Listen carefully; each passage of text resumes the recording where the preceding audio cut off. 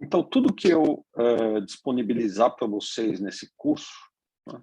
Bom, primeiro, meu nome é Paulo Silva, sou professor de vocês de Física Geral 1, sou físico do Departamento de Física da UFPB, e tudo que eu disponibilizar para vocês nesse curso vai ficar nessa plataforma chamada Moodle. Quem nunca acessou, certamente vocês vão receber um e-mail para acessar, né? Vai ter lá o link, vocês entram, quem tiver que se cadastrar, se cadastra. E vai ser muito útil, porque eu vou colocar muita coisa importante lá, principalmente testes, né? Que alguns não vão valer para nota, outros vão valer para nota, e é importante que vocês acessem. E algum material extra que eu acho interessante, que vocês possam acompanhar, usar para poder melhorar o entendimento de algumas coisas do curso, né? Aprimorar alguns conhecimentos, tá bom? Bom, antes de falar qualquer outra coisa, né? Isso aqui é um curso de física e, como toda ciência, o objetivo das ciências, e não só as ciências, né? Vocês das diversas áreas aí do conhecimento que estão ingressando agora ou que já estão refazendo o curso de física, né? Por uma segunda ou terceira vez, não sei. Vocês sabem que o importante nas engenharias e nas ciências é você conhecer as coisas, né? Saber com o que você está lidando, para que você possa criar algo novo, ou, no mínimo, para que você possa compreender como as coisas que existem funcionam, né? Então, eu vou começar esse curso com essa frase do Richard Feynman, que foi um dos físicos mais brilhantes do século XX, né? Na minha opinião, talvez o mais brilhante. E ele diz o seguinte, tá? Você pode saber o nome de um pássaro em todas as línguas do mundo, mas quando você tiver terminado, você não saberá absolutamente nada, o que quer que seja a respeito do pássaro. Então vamos olhar o pássaro e ver o que ele está fazendo, que é isso que conta. Eu aprendi muito cedo a diferença entre saber o nome das coisas e saber coisas.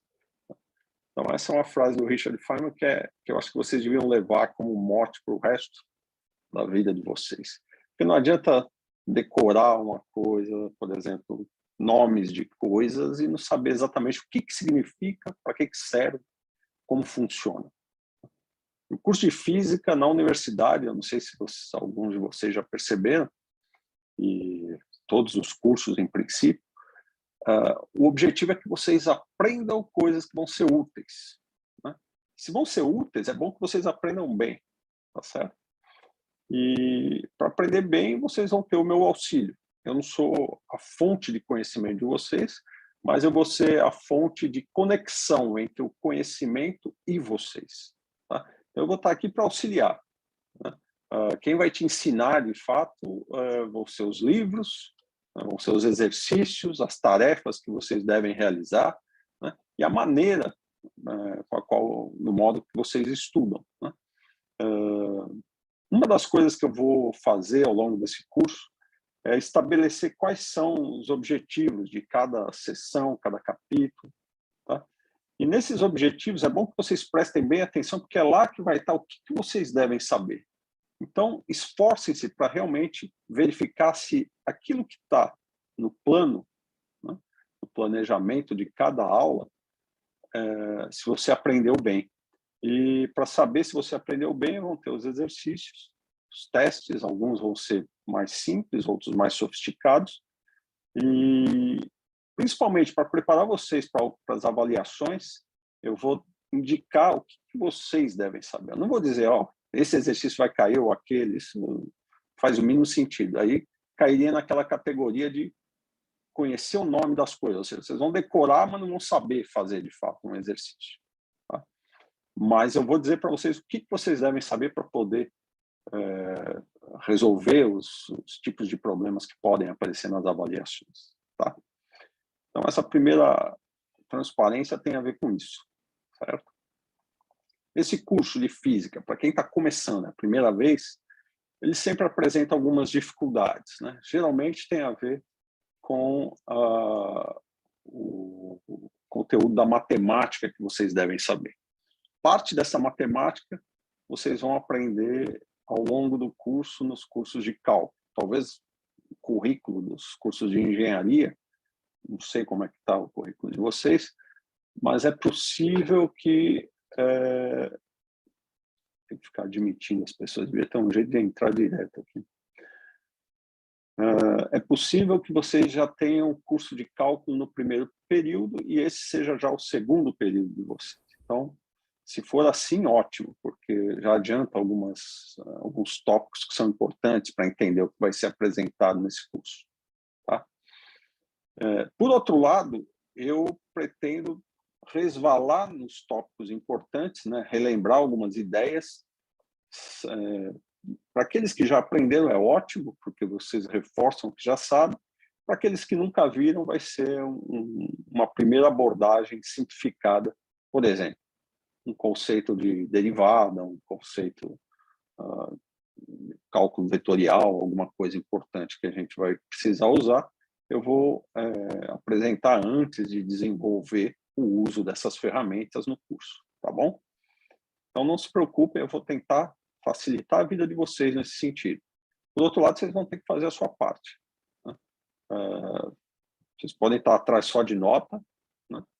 Mas eu acho que um curso, você aprende bem o que deve ser aprendido, a nota vem naturalmente. Tá? Se você só tirar a nota e não souber nada, você vai pagar lá na frente, na hora que for um profissional formado. Tá certo? Então, tomem cuidado para não cair nesse engodo, né, que alguns trazem da fase da escola, do colégio, que basta tirar nota, porque não basta. Tá bom? Deixa eu ver fonte, não sei quem é que está no fone. Muito bem, então vamos lá. Eu vou falar das avaliações, rapidamente. Nós vamos ter 3 avaliações, tá? As datas estão marcadas. Uma quarta avaliação que está, não sei quem já entrou no SIGA, mas tem lá uma data marcada, ela consta ali só para que eu dê uma entrada numa nota. E essa nota vai ser a nota das listas que vão valer pontos. Tá? Então, vocês vão ter listas, essas listas no final do curso, né? Eu vou dar uma média para essas listas e ela vai contar como uma nota de uma prova.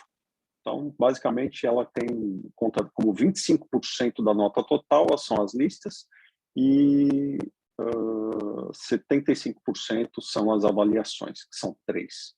Tá? Então, uma data lá é só fictícia. Né? A última prova certamente vai ser na data da P4, enquanto a P1 e P2 vão ser mais ou menos naquelas datas que estão marcadas. Se precisar mudar alguma coisa ao longo do período, vocês serão avisados, tá bom? Então, isso são as avaliações. A média final vai ser a média aritmética dessas 4 avaliações, né? 3 provas e uma média de exercícios. E quem ficar entre os 4, né, entre 4 e 7, a princípio tem direito a uma prova final, e quem passar com 7 acabou o curso, boa viagem até o curso de Física 2.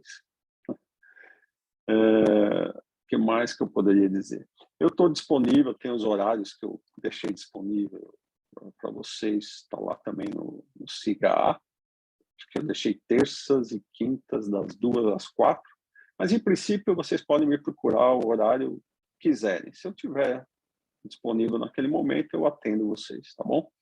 Sou bastante acessível nesse ponto. E outra coisa, a presença de vocês vai ser a presença de vocês nessas aulas, tá bom? O que mais que eu posso dizer contra essas informações iniciais? Vocês têm alguma dúvida quanto a isso? Tinha um pessoal das engenharias elétricas e de energias renováveis que eu mandei um e-mail agora há pouco. Parece que tem um evento do PET, me pediram para liberá-los. Quem tiver nessa condição e for participar desse evento, pode ir tranquilamente. Eu vou deixar gravada, como eu falei, essa aula, e assim vocês podem rever a aula mais tarde, tá bom? Tomara que não tenha ninguém nessa condição, né? Ok. Alguma pergunta? Professor, Peraí, só um instantinho. Antes de vocês perguntarem qualquer coisa, eu vou pedir para que todos liguem os seus vídeos, que eu quero ver a cara de vocês, né? Quero ver vocês dormindo.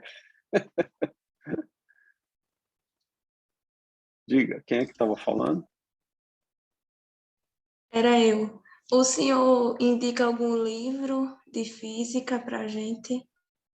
Então, Tatiane, né? Tatiane, cadê você? Cadê seu vídeo?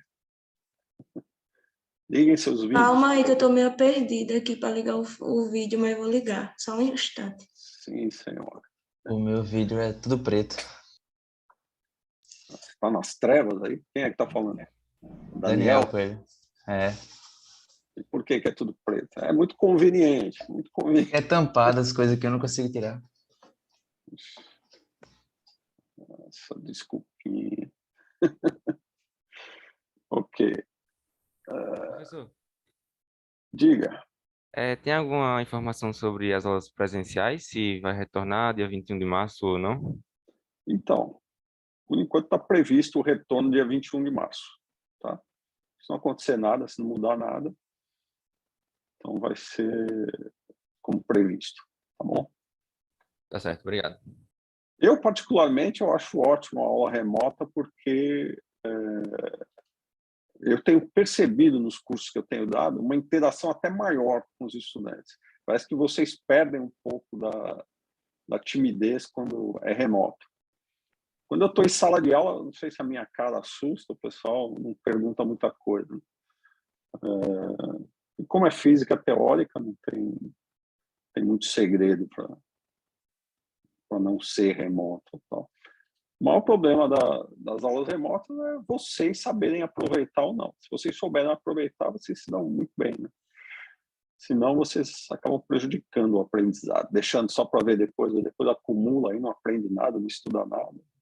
Isso prejudica muito. Mas se vocês souberem tratar como se fosse uma aula presencial, nada muda. Tá? E me ajudou, inclusive, como eu tive que aprender a usar esse Moodle e tudo mais, ajudou a melhorar algumas coisas no curso, deixar novas possibilidades, né, de exercícios e tudo mais, que ajudam vocês no aprendizado. Então, mas isso não é uma questão de preferência, isso é uma questão da determinação lá de cima, do conceito. Quando for o momento, tudo vai retornar ao presencial. Tá bom? Eu sugiro que vocês deixem para, por exemplo, durante as aulas, né, que vocês não utilizem o chat, o bate-papo aqui para ficar conversando entre vocês. A não ser que seja sobre o assunto da aula, alguma coisa que vocês não entenderam, porque senão vocês vão se dispersar e vão perder conteúdo. Tá? Isso é uma das coisas que eu queria recomendar. A outra, não tomem uma videoaula como o único recurso de aprendizado, porque não é. A videoaula é mais para orientar vocês no aprendizado. Vocês só vão aprender física mesmo, lendo. Agora, só ler também não adianta, você entender o que está lá. E entender, essa é a maior dificuldade, porque às vezes a própria língua portuguesa, o domínio da língua portuguesa que alguns estudantes têm é insuficiente, no sentido de que se você não consegue compreender a formulação de uma frase de maneira sem ambiguidades, isso compromete o seu aprendizado. Então, por isso que aqueles que têm muito mais leitura, né, na sua história, conseguem se dar melhor na hora de ler um texto de uma questão, de ler um texto explicando algum conceito, né, e mesmo na formulação de uma resposta de algum problema, usando a própria matemática. Tá? Então, sugiro que vocês invistam bastante nisso. Tá? Então, é muita leitura e exercício, é isso que vocês vão ter que fazer. Tá? E exercitar não de maneira, o livro aberto ali, copiando coisas, isso não é exercício.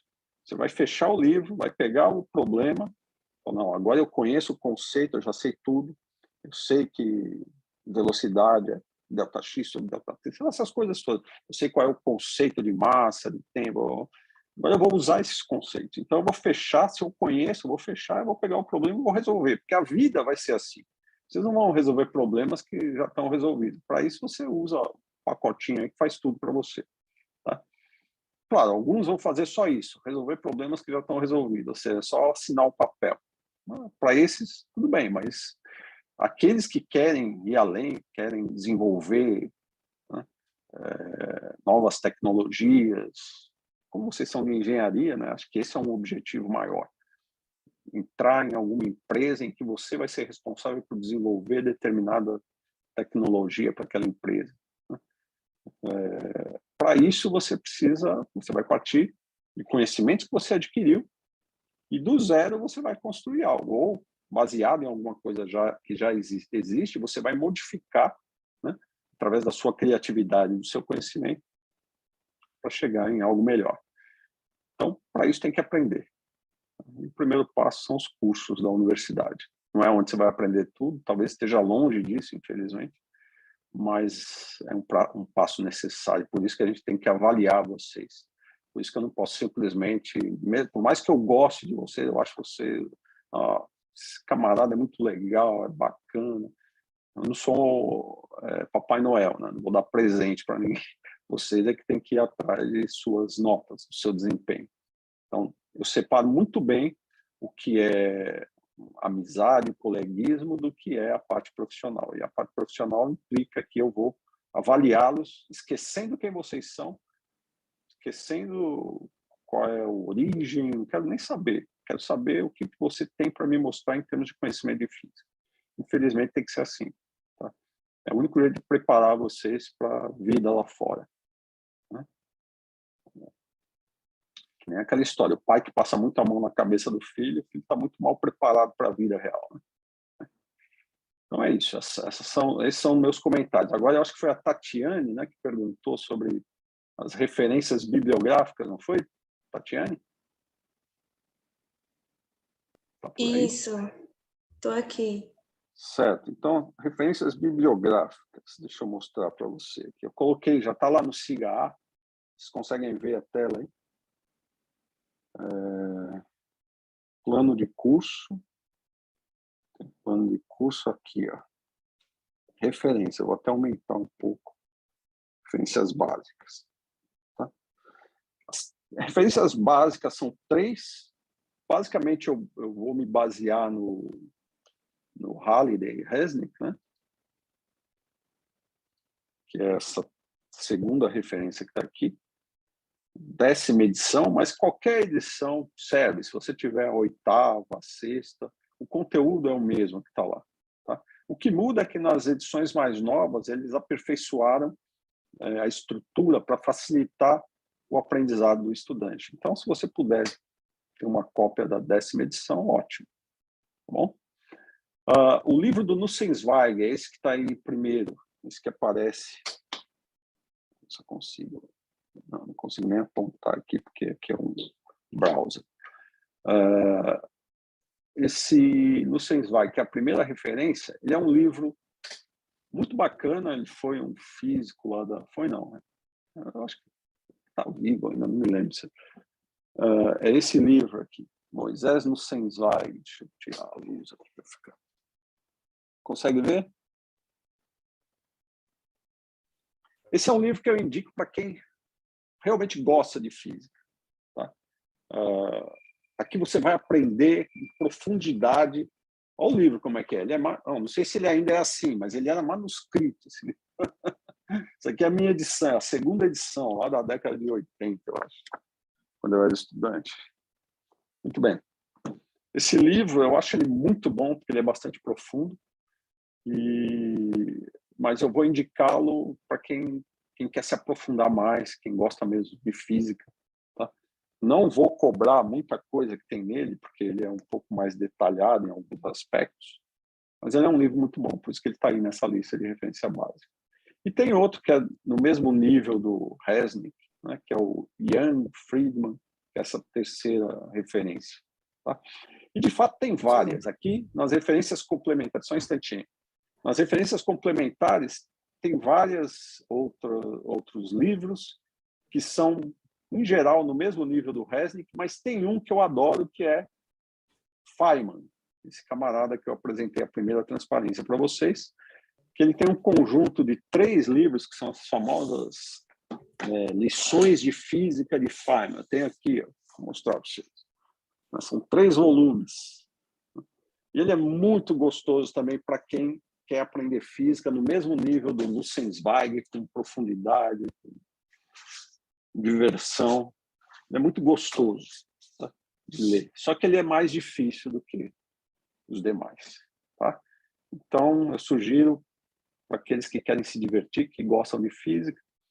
Engenharia, infelizmente, são poucos. O que eu acho estranho, né? Porque a engenharia e a física são muito próximas. Muita coisa da física surgiu através de alguns engenheiros que meteram a mão na massa para desenvolver certos conceitos. Um dos maiores exemplos está na termodinâmica, né? O pessoal da termodinâmica geralmente estava envolvido com problemas de engenharia. Mas alguém ia perguntar alguma coisa? Era sobre as referências ou é outra coisa? As referências todas estão no acervo digital no Cigarra? Algumas eu sei que estão, mas eu acho que essas que estão aqui, necessariamente, elas têm alguma plataforma ou na biblioteca, né, da universidade. Tá? Porque eu peguei direto da biblioteca essas referências. Tá? De novo, se você tem um livro que você gosta mais, por exemplo, eu gosto do Alonso e Finn também, ele é um pouco mais profundo do que o Resnick, né? Um pouquinho mais difícil também, mas é um livro muito bom. Você escolhe, eu não vou, como que se diz, não vou estabelecer, olha, use só esse livro e acabou. O livro que eu vou adotar, eu vou seguir exercícios, geralmente eu vou tomar daqui, são os livros do Resnick, Nussensweig, às vezes o Yan, e provavelmente Feynman e Alonso e Finn. Esses são os mais usados. Tá? Mas o livro que eu vou adotar mesmo é o livro do Resnick.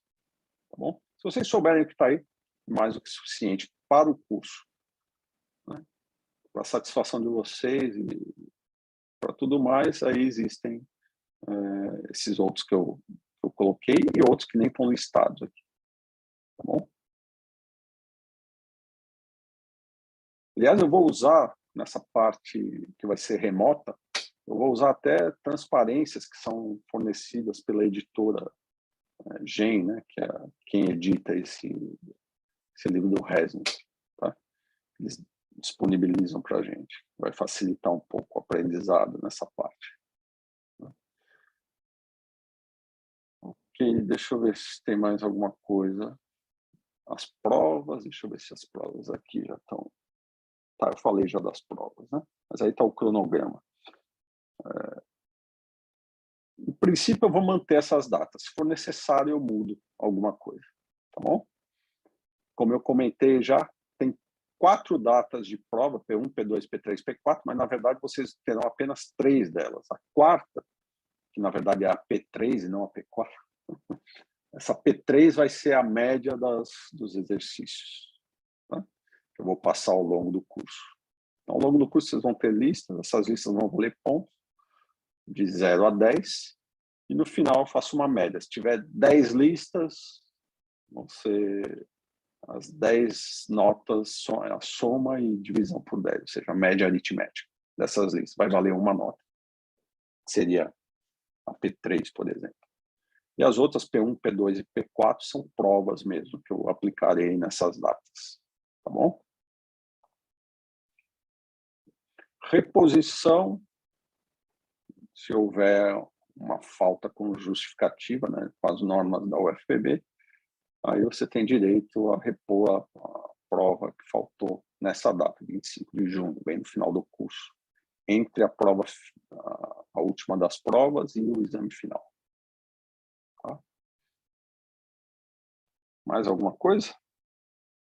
Aqui está o cronograma das aulas, né? Muito bem, a gente vai começar a introdução hoje, vai envolver, falar de certos conceitos importantes para todo o curso, não só de física 1, mas como física 2, 3, 4. Vocês vão usar o resto da vida que eu vou falar nessa introdução. Tá? Depois a gente vai falar de vetores, que são importantes para entender os problemas tanto da cinemática quanto da dinâmica em 2 ou 3 dimensões no espaço. Tá? A cinemática, que estuda o movimento, né? Como se dá o movimento, seja em 1 dimensão, 2 e 3 dimensões. A gente vai estudar tudo isso, lançamentos de projéteis e tudo mais. A dinâmica de uma partícula, e aí entra, então, as leis de Newton, que provocam o movimento dessas partículas, e o conceito de trabalho e energia, importantíssimo para desenvolver o entendimento de vários aspectos na física, nas engenharias principalmente, o conceito de impulso e momento linear, então, associados a uma coisa que a gente chama de conservação, uma lei de conservação, né, de momento linear, e que é usado em toda a física, inclusive na física mais moderna, mais contemporânea, de altíssimas energias, que estuda a colisão de partículas elementares, produção de bóson de Higgs, por exemplo. Eu estou falando de coisas mais modernas, mas é uma coisa tão importante na física newtoniana quanto na mecânica quântica. Tá? Esse conceito de impulso-momento linear. E que vocês vão aprender a usar de variadas maneiras. E, finalmente, a gente vai falar da rotação de corpos rígidos. Não só de uma partícula, mas a gente vai entender como é que a gente estuda um movimento de um corpo, por exemplo, uma garrafa como essa, no espaço, a partir do que vocês aprenderam antes e juntando agora o conceito do que é um corpo rígido e adicionando a tudo isso o fenômeno da rotação, né? Rotação no espaço. Tá bom?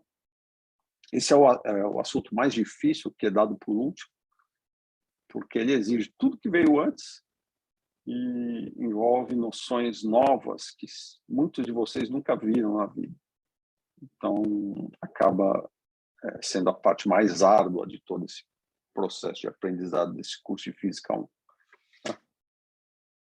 Por isso é bom você estudar bem o que vem antes, para não chegar lá no final e se perder por completo. Tá? Eu não quero isso não é para aterrorizar ninguém, mas é só para avisar que não é um curso difícil, mas ele se torna difícil se você perder o fio da meada, tá bom? Então tente acompanhar de perto o máximo que você puder. Claro, o ideal é sempre vocês lerem antes o assunto, antes de vir para a aula, porque aí, né, vocês já têm uma noção básica. Eu vou apresentar algo, aí você vai, poxa, mas eu entendi isso, o professor está falando aquilo, professor, o que é isso? A chance de vocês aprenderem mais é maior quando você lê antes. É muito difícil, eu quase nunca vejo um estudante que lê antes, mas tem, de vez em quando tem. E geralmente é o estudante que acaba se saindo melhor, né? Mas eu sei que tem muita coisa para vocês fazerem na vida de vocês. Eu espero que vocês consigam arranjar o tempo para seguir esse tipo de estratégia, né, nos estudos. Para qualquer matéria, essa é a melhor possibilidade. Ler antes de chegar na aula. Tá? Muito bem. Acho que tudo que tem aqui eu já falei antes. Isso aqui está lá disponível para vocês, tá? Esse é o plano do curso.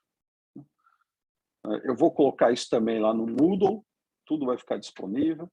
E como eu disse, a cada aula eu vou fazer um plano. E é importante que vocês se atenham ao plano no seguinte sentido: quando vocês forem estudar, vocês vão olhar lá, cada item do plano, o que eu tenho que aprender, o que eu tenho que sair sabendo, né, dessa aula ou desse estudo, desse capítulo.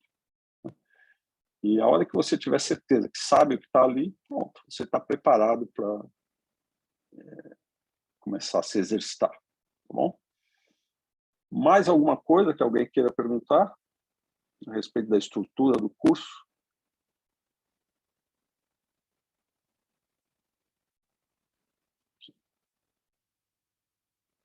Então, essa aula de introdução, a gente vai falar de medidas e padrões. Ninguém tem mais nada? Então, vamos lá.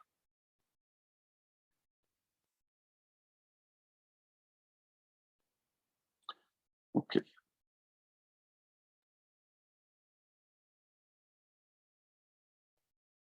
Tem que saber qual é a tela que eu vou colocar. Medição. Vamos lá. Esse é o primeiro capítulo importante que a gente vai tratar. Físicos, engenheiros, cientistas sempre vão se deparar com a necessidade de medir alguma coisa, tá? Seja uma temperatura, seja o comprimento de algo, seja a duração entre dois eventos. Então, isso em qualquer etapa, de qualquer experimento, em qualquer estudo que vocês venham a fazer. Tá? Por isso que é tão importante a gente começar por aqui. Tá? Então, a gente vai começar falando de uma grandeza que é o comprimento. Uma das grandezas fundamentais da física. E os objetivos, né, para esse curso, para essa primeira etapa, aqui. Vocês têm que sair daqui sabendo citar quem são as unidades fundamentais do sistema internacional. Isso é muito simples. Muitos de vocês já sabem, né? O metro, o segundo, o quilograma. Que para esse curso são as unidades que a gente vai precisar. Existem outras unidades, né? Temperatura, intensidade de luz, de radiação, e por aí vai, mas isso está associado com os cursos que vocês verão em Física 2, Física 3, assim por diante. Então, aqui, a gente precisa de 3 delas. Tá? Vocês vão saber citar os prefixos mais usados no sistema internacional. Tá? Prefixos, por exemplo, quilo, tera e assim por diante. A gente vai ver aqui uma tabela com isso. Aquilo lá você vai ter que decorar, não tem jeito. Mas esse é um objetivo que você tem que ter em mente, que você tem que aprender. Tá? Depois, você vai ter que saber mudar entre as unidades, entre as grandezas. Você tem uma determinada grandeza, e você pode expressar essa grandeza, né, de várias maneiras diferentes. Tá? Pode expressar em grama, quilograma, em unidades de massa atômica. Então, você tem que saber como que eu translado de uma unidade para outra. Tá? Então, isso é chamado o método de conversão em cadeia. Eu vou mostrar para vocês como é que se faz. Uma vez feito uma vez, você vai saber fazer sempre. Não tem segredo nenhum. Tá? E definir quem é um metro, tá? Em termos da velocidade da luz no vácuo. Quer dizer, nós temos algumas maneiras de definir metro, eu vou falar para vocês sobre elas aqui. E hoje a gente usa uma que está associada à velocidade da luz. Tá? Vou explicar qual é essa definição. Tá bom? Então, esses são os objetivos. E se você conseguir entender essas 4 coisas que estão aí, ótimo. Muito bem. A primeira coisa é que eu preciso de algumas regras, né? Eu não posso simplesmente medir... Professor, Diga. tem uma amiga minha que quer entrar na aula. Ela é do nosso curso também. Opa. Infelizmente, aqui eu estou tendo que admitir um por vez. Eu não sei por que está acontecendo isso. Ela está entrando todo mundo. Vocês estão entrando através do link que eu mandei, não? Sim, através do link. Desculpa, do convite. Eu mandei um convite para cada um de vocês num e-mail. Se vocês entram através daquele convite, eu acho que entra direto. Não tenho certeza. Não, tem que botar o usuário e sim, depois tem que esperar o senhor ficar autorizando a nossa entrada. Certo. Eu vou ver se tem um jeito depois de deixar vocês entrarem sem precisar dessa autorização. Por enquanto, eu não vou procurar aqui, senão eu vou perder tempo. Tá? Ô, professor, esse slide vai estar disponível depois para a gente? Slides, infelizmente, eu não posso disponibilizar porque tem copyright da editora aqui. Mas ele vai estar aí na aula que está gravada. Tá? Infelizmente, eu não posso fazer isso. Mas isso aqui é basicamente só uma orientação de tudo que já está no livro. Tudo isso você encontra no livro texto. Tá? Acho que na aula vai ter até mais coisas do que o que vai ter nesses slides, porque eu não vou apresentar só esses slides. Esses slides servem como um guia, mais nada. Tá? Então, primeiro, por que eu preciso, o que eu preciso fazer, né, para estabelecer essas regras, para medir e comparar a grandeza? Porque senão eu vou vender um produto para você. Eu digo, olha, aqui tem 10 merrecas de não sei o quê. Ah, mas eu quero 10 quilos de não sei o quê. Então, 5 merrecas equivalem a 10 quilos. Aí, para outro, eu falo, não, 5 merrecas equivalem a 1 quilo. Fica um negócio meio sem padrão nenhum, sem ordem, e você pode pagar mais caro por um produto do que o outro, sendo que é o mesmo produto e o mesmo vendedor. Você precisa de padronizar as coisas, né?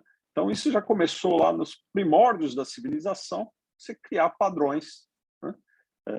Por exemplo, existem medidas aí, você já ouviu falar em pés, em jardas, tem as mais variadas, e elas surgiram dependendo do tipo de civilização que as definiu, né? Só que a gente precisa de um padrão que seja global, tá certo? Que sirva para todo mundo em qualquer lugar do planeta ou até fora do planeta. Se eu estiver fazendo experimento na Lua, eu quero que o padrão que eu defini seja útil lá também, né? Ou em Marte, sei lá onde for. Tá? Então, para isso, eu preciso estabelecer certas regras. Tá? E aí, definir unidades de medida. E a partir dessas definições, dessas regras, todo mundo usando os mesmos padrões, você sabe que quando eu comprar 1 quilo de batata aqui no Brasil, ou 1 quilo de batata nos Estados Unidos, ou na China, né, vai ser o mesmo quilo. Não tenho por que desconfiar que vai ser diferente. Tá? É claro que isso levou alguns reis a introduzirem os padrões que ficassem no chamado birô de pesos e medidas, porque alguns comerciantes, né, falavam, aqui tem 1 quilo, quando na verdade tinha menos de 1 quilo, né, estabelecendo as suas próprias medidas. Né? Então, para isso, existe um instituto para isso, que tem um padrão para cada uma dessas medidas, e todo mundo vai lá, copia esse padrão, faz cópias, todas as réguas são baseadas na mesma régua padrão, por aí vai. Então, aí eu vou ter certeza que está todo mundo medindo a mesma coisa. Tá bom? E a unidade é aquilo que se atribui ao valor de uma grandeza. Um valor sozinho, um número, não significa nada. Por exemplo, falar 10. 10 o quê? 10 quilogramas, 10 metros, 10 anos, 10 segundos. Então, todo número em física, ou pelo menos quase todo, exceto aquelas quantidades que não têm o que a gente chama de dimensão, são adimensionais. Por exemplo, 10 batatas são apenas 10, né? Não é 10 de uma certa quantidade, uma certa grandeza. Não tem quilo, não tem metro, não tem nada envolvido, são apenas 10 batatas. Então, um número igual a 10 pode vir sem unidade nessa situação. Mas, quando eu falo de uma grandeza física, eu preciso atribuir a sua unidade. Então, tudo que vocês fizerem em física, não esqueçam nunca de colocar a devida unidade. Unidade de massa, tempo, comprimento, pressão, por aí vai. Tá? Então, vamos lá. Vamos definir um metro padrão. Quem é um metro padrão? Inicialmente, vou pegar aqui minha transparência. O metro padrão, vou pegar uma foto para vocês. Aqui.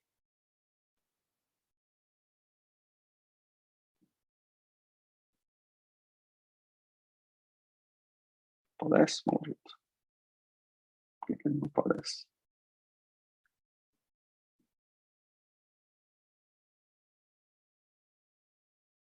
Tá aqui. Todo mundo vê aí o metro? Então, o metro padrão é isso daqui. Ó. Existe uma barra, essa barra aqui, ó. Tá vendo? Essa barra definiu-se que ela tem um comprimento de 1 metro. Foram feitos um risquinho numa borda, um risquinho na outra, e a distância entre esses 2 riscos foi chamada de metro. Tá?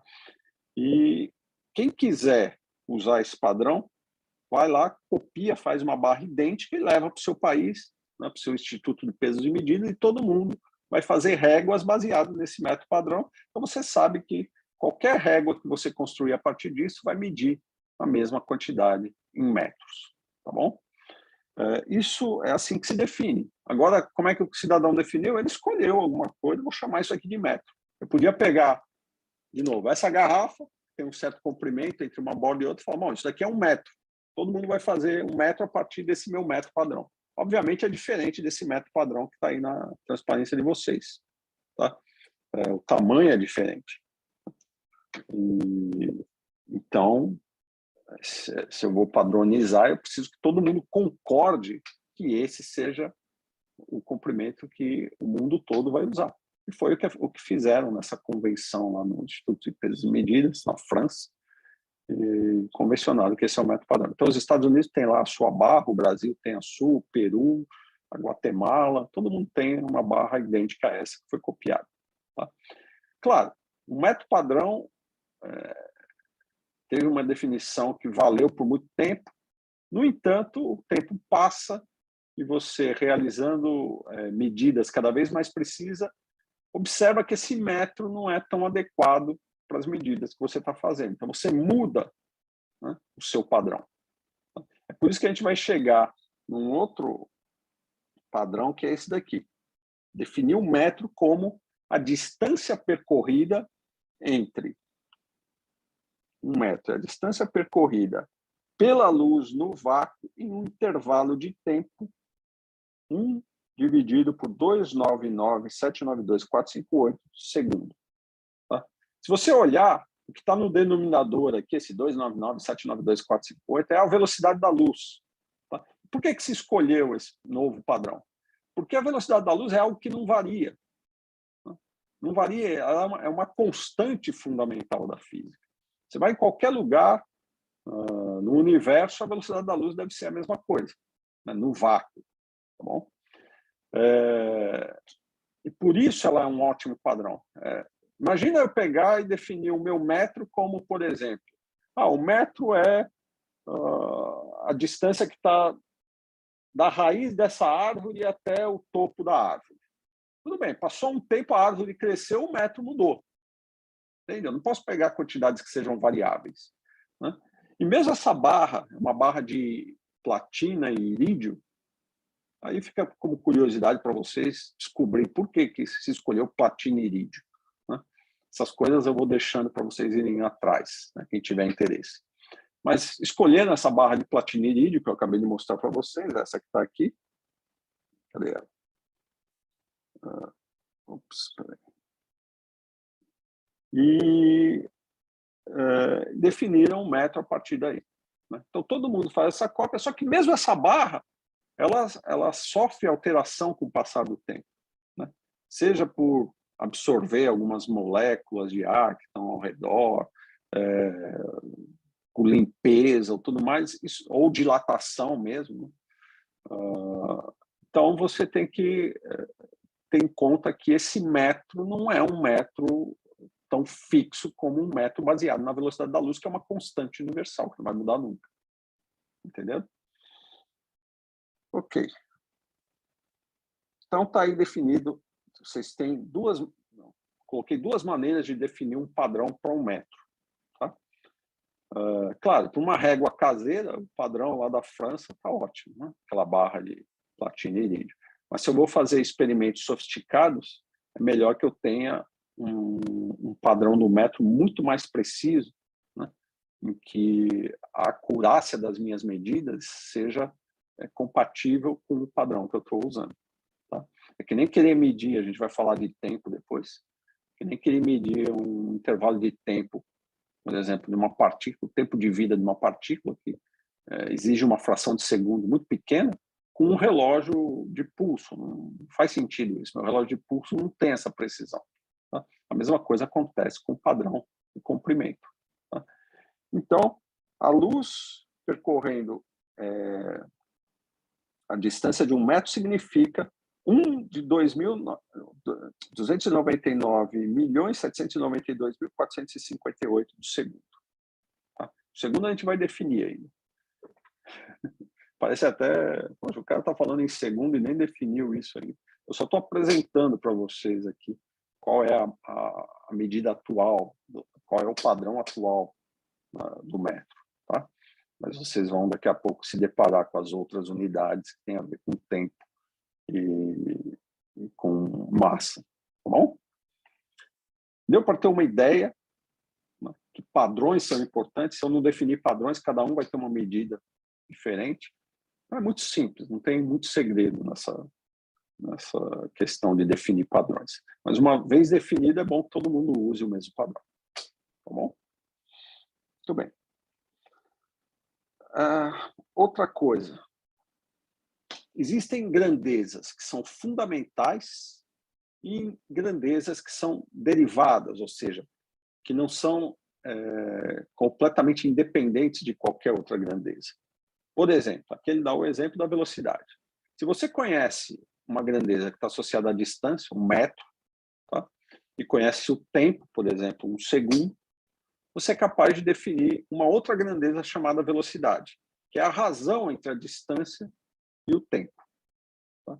Então, unidades de velocidade não são unidades fundamentais, elas são derivadas. E, portanto, a velocidade não é uma grandeza fundamental, mas é uma grandeza que é derivada de outras grandezas, distância e tempo. Tá? No sistema internacional, eu já comentei com vocês, existem mais do que essas três, que são comprimento, tempo e massa. Tá? Tem outras que estão associadas com outros fenômenos físicos. Né? No total, são 7 grandezas. Tá bom? Vou colocar uma tabelinha aqui com elas. Peraí. Só para ficar registrado aí para vocês. Quem são essas 7 grandezas? Mas a gente não vai usar essas 7 grandezas por enquanto. Está meio lento aqui, mas vai dar. Onde é que está? Pensei que eu tivesse essa tabela, mas não tem aqui, não.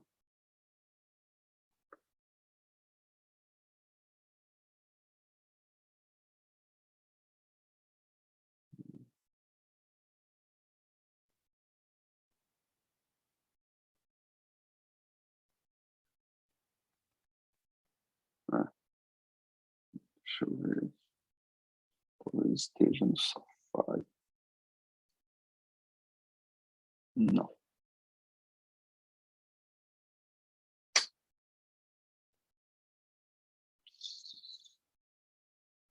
Não repare nas besteiras que tem aqui. Figuras da rede. Está aqui. Opa. Todo mundo vê essa tabela, né? Então, estão aí as 7 unidades, as 7 grandezas fundamentais do chamado Sistema Internacional de Unidades, em que todos nós no planeta concordamos em utilizar. Claro que existem alguns países que têm essa infelicidade de usar unidades que são históricas, mas que não correspondem às unidades que todo mundo decidiu usar em comum. Né? Por exemplo, a Grã-Bretanha usa algumas unidades que são estranhas para a gente, assim como os Estados Unidos, que usaram o mesmo sistema de unidades que eles. Tá? Mas, na física, nas ciências, a gente usa sempre as unidades internacionais, ou então a gente usa um correspondente e usa alguma regra de transformação de uma unidade em outra. Tá bom? E aqui estão as 3 primeiras que a gente vai usar nesse curso, que é massa, comprimento e tempo. Tá? As outras são temperatura, quantidade de uma substância, corrente elétrica e intensidade luminosa, né? Cujas unidades são Kelvin, mol, ampere e candela. Mas a gente não vai falar, talvez em algum momento a gente fale até de temperatura, mas acho muito improvável. No curso de Professor, Física 1. Diga. a gente vai usar as medidas em inglês ou em português? Não, está em inglês porque eu achei essa tabela em inglês. Não se preocupe, o curso é todo em português. Tudo que for Certo. necessário eu vou traduzir aqui, pode ficar tranquilo. Se vocês tiverem alguma dúvida, é só perguntar. Mas eu estou falando tudo em português para você. Massa, comprimento, tempo, temperatura, quantidade de uma substância, corrente elétrica e intensidade luminosa. Tá? E as unidades, quilograma, metro, segundo, Kelvin, mol, ampere e candela. São as mesmas, esses são os nomes em português que eu acabei de falar. Agora, tomem muito cuidado, olhem na abreviação do quilograma. Observe que aquele K que aparece ali é sempre minúsculo. Tá? Tem gente que escreve um casão para quilograma. Não façam isso, porque isso confunde com essa outra unidade que está aí, que é fundamental, que é a unidade de temperatura, por Kelvin. Tá bom? Então, K de quilo é K minúsculo. Muito bem. Voltemos ao que interessa, que é isso aqui. As 3 que são usadas na mecânica, que é o nosso curso, comprimento, massa e tempo.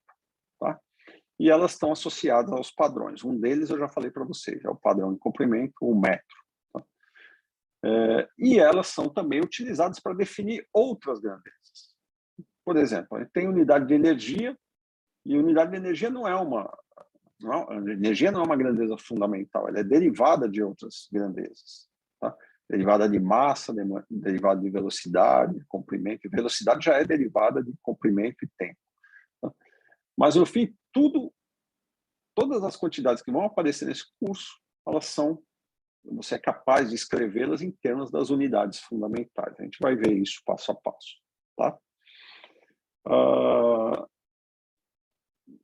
Ok, agora, quanto à questão da acessibilidade dessas grandezas fundamentais, se elas são acessíveis, se elas são fáceis de medir. Bom, é fácil dependendo do que você vai fazer. Se eu pegar um metro padrão lá da França, aquela barra, ela é realmente fácil de medir. Você põe uma régua baseada nela, copiou, mas se ela vai para qualquer lugar, você é capaz de medir facilmente um comprimento de qualquer coisa que está no nosso dia a dia, no nosso cotidiano, em termos de metros. Mas se você for medir, né, o tamanho de um átomo, por exemplo, é óbvio que você não consegue medir isso com as ferramentas que você tem em casa, nem em laboratórios muito simples. Você precisa de laboratórios sofisticados e as medidas geralmente são indiretas. Né? Você não vai pegar uma régua lá para medir o tamanho do átomo. Tá? É nesse sentido que se diz acessível ou não. E elas têm que ser invariáveis. Mas acessíveis aqui ela é um pouco mais profunda do que isso. Deixa eu falar um pouco mais sobre isso.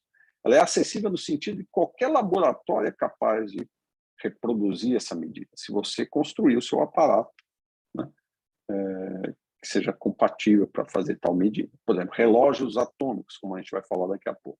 Não é qualquer laboratório que vai ter um relógio atômico. Tá? Mas é acessível desde que você tenha, né, condições de fazer o seu relógio atômico ou de comprar um relógio atômico. Tá? Então, é nesse sentido. Tá bom? E invariáveis. Elas vão variar com tempo, com temperatura, com condições, se eu estou aqui na Terra, se eu estou na Lua. Né? Porque se variar, isso compromete, né, a qualidade da medida. Né? Eu vou estar medindo coisas que, de fato, não têm, por exemplo, o mesmo tamanho. Tá? E que não mudam com o tempo. Então, essas são as características importantes dessas grandezas fundamentais. Tá? E, finalmente, no sistema internacional, as unidades do sistema internacional que a gente vai usar no curso são o metro, para comprimento, o quilograma, veja que não é grama. Muita gente acha que grama é a unidade fundamental do sistema internacional. Não, é o quilograma, ou seja, 1000 vezes 1 grama.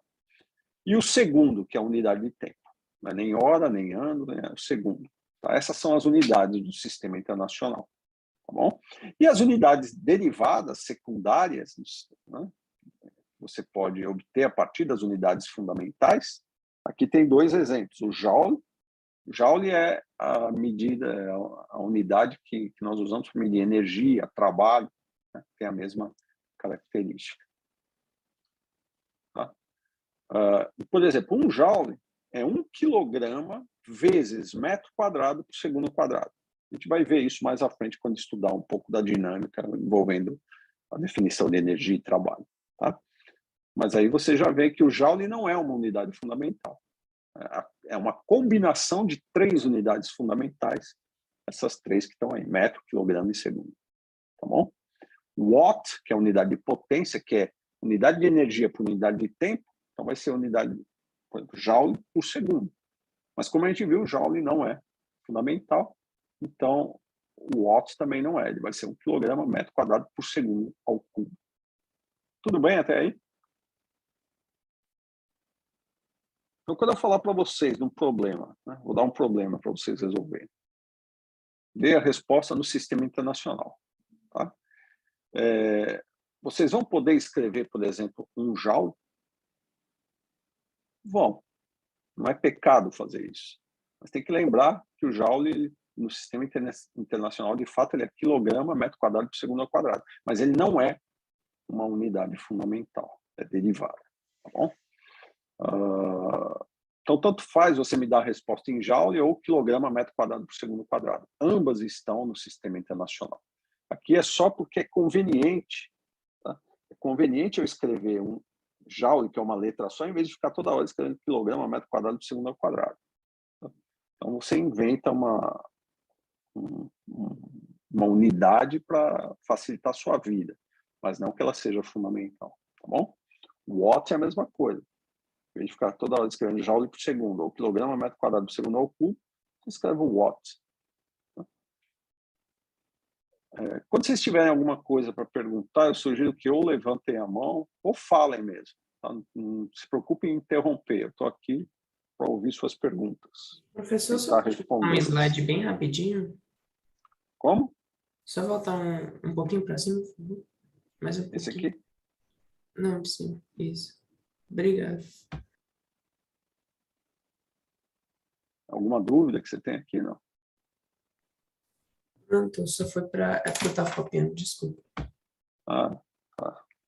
De novo, essas aulas vão ficar disponíveis. Né? Se quiser, depois você vai lá no vídeo, dá uma pausa. Infelizmente, eu não posso, né, compartilhar esses slides. Pertencem a essa gen, eles não me permitem fazer isso. Não vou ser processado aqui, eu não estou a fim de gastar meu dinheiro mais do que eu já estou gastando para dar aula. Ok, eu vou falar agora de uma coisa que incomoda muita gente, mas que vocês vão se acostumar rápido, se já não se acostumar, que é a notação científica. Tá? Ou seja, o uso de potências de 10. Eu imagino que todo mundo já tem alguma habilidade com isso, alguns talvez menos do que outros, mas vamos recapitular porque isso é importante. Tá? Por que a gente usa as potências de 10? Porque muitas vezes tem números enormes que se torna chato ficar escrevendo. Por exemplo, esse número que está aqui. 3 bilhões 560 milhões de metros. Em vez de eu escrever todos esses algarismos, né, que é chatinho e ocupa muito espaço, eu escrevo dessa maneira, 3,56 vezes 10 a nona metros. Né? Esse 10 a nona nada mais é do que, veja só, quando chegou a partir do 3 eu coloquei uma vírgula, não coloquei? Conta quantas casas vêm depois da vírgula. 1, 2, 3, 4, 5, 6, 7, 8, 9. Essa é a potência de 10 que aparece aqui. Então, esses dois números são exatamente a mesma coisa, só que aqui está escrito na potência de 10. O que é 10 a 9? Nada mais é do que 1 bilhão, que é... Mais um, que é isso daqui. Deixa eu escrever, vai ficar mais fácil. 10 a 9 é 1 bilhão, ou seja, 1, 2, 3, 1, 2, 3, 1, 9 zeros. Tá?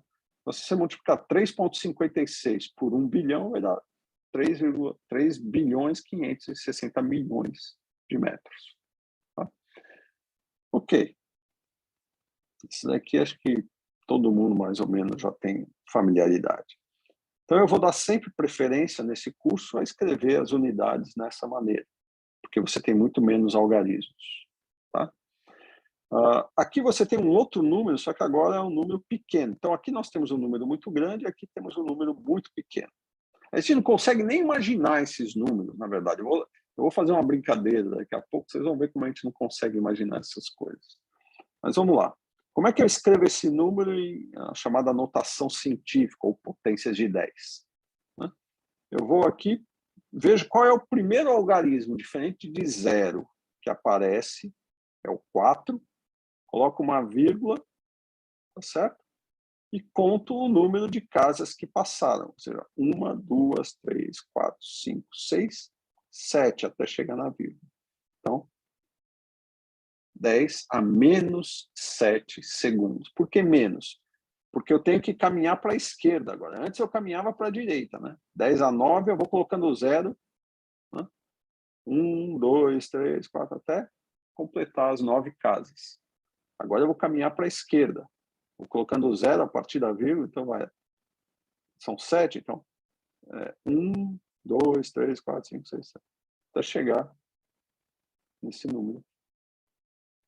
Tá? Muito fácil, não é? Ou seja, 1, 2, 3, 4, 5, 6, 7. Você teve que vir 7 casas para a direita, então é menos 7. Você teve que vir 1, 2, 3, 4, 5, 6, 7, 8, 9. 9 casas para a esquerda, mais 9. Então, para a esquerda, positivo. Para a direita, negativo. Se você tiver que andar para a direita, você vai colocar uma potência negativa. Se tiver que andar para a esquerda, uma potência positiva. Tá claro isso? Bom, acho que sim. Acho que todo mundo já viu isso na vida. Agora, deixa eu fazer uma brincadeira. Quer ver? Aqui, certo. Vou desenhar uma linha.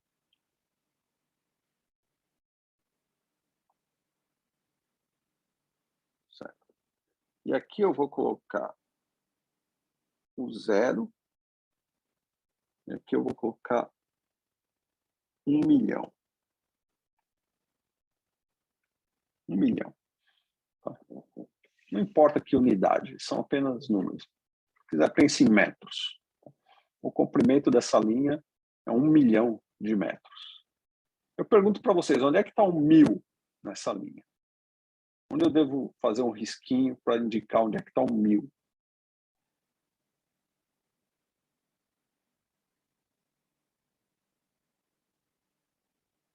Imagina se eu fizesse 1 bilhão. Estou falando de 1 milhão. Você acha que está aqui? Está mais para a direita. Para a direita, para cá? Ou para a esquerda? Para cá? Aqui?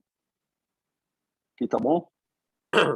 Eu acho que ia estar perto do zero. É. Aqui? Mais ou menos aqui? Mais perto. Aqui? Pega a linha e divide por 1000. Calma, vamos com calma. Vocês estão muito Seria cortando apressadinhos. pela metade, 500 mil, 250 mil, até chegar em 1000. Isso. Então vamos fazer isso que ele está sugerindo. Quem está sugerindo isso é o Júlio? Isso. Júlio César, imperador de Roma. Vamos lá. Júlio César, vamos dividir pela metade. Então aqui está. Se aqui é 1 milhão, aqui é 500 mil, certo? Divide o 500 mil pela metade, 250 mil. Divide pela metade, 125 mil. Daqui a pouco eu já não consigo escrever mais nada. Certo? Divide pela metade. Né? Quanto que vai dar? 62.500. É isso? É isso? Não. Não, 762 dá 612. É isso mesmo. 62.500. Se eu dividir pela metade de novo, vai dar 30 e poucos mil. Se eu dividir pela metade de novo, vai dar uns 15 mil, um pouco mais. Né? Se eu dividir pela metade, vai dar uns 7 mil. Se eu dividir pela metade, vai dar uns 3 mil. Então, o 1000, na verdade, ele está nessa linha que eu escrevi aqui, ele está colado ali no zero. Não é que ele está próximo do zero. Ele está realmente... Eu não conseguiria nem escrever um risquinho aqui. É como se eu escrevesse um risco em cima do próprio zero. Percebe? Isso dá uma noção para vocês do quanto o nosso cérebro não está acostumado com números muito grandes. A gente consegue distinguir 100, uma centena, alguma coisa assim. Mais do que isso, começa a ficar difícil.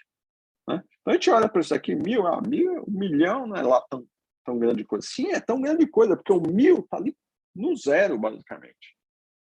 O resto da linha, imagina quantas quantidades de 1000 eu tenho que somar. Percebe?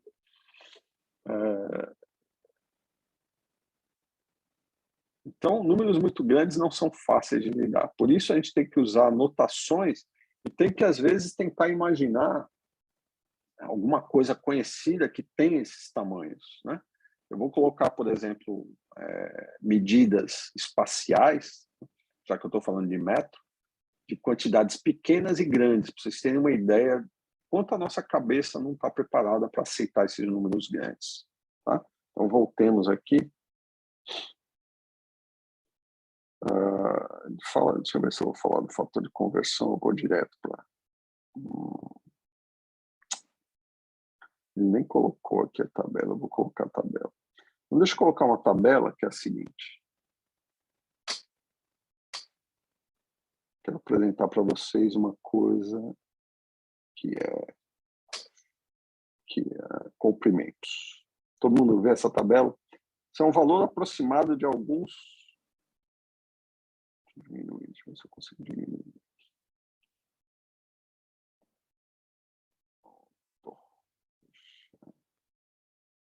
Diminuir demais, né? Fica difícil para vocês verem, não fica?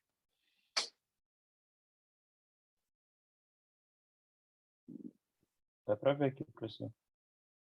Aumentar, que às vezes alguém está com o celular e fica difícil. Eu vou deixar assim, aí eu baixo. Então, vamos lá. Aqui tem alguns valores aproximados, né? Do lado esquerdo tem a descrição das distâncias, do lado direito eu tenho o comprimento sempre em metros. Tá? Vamos lá. As maiores distâncias, né?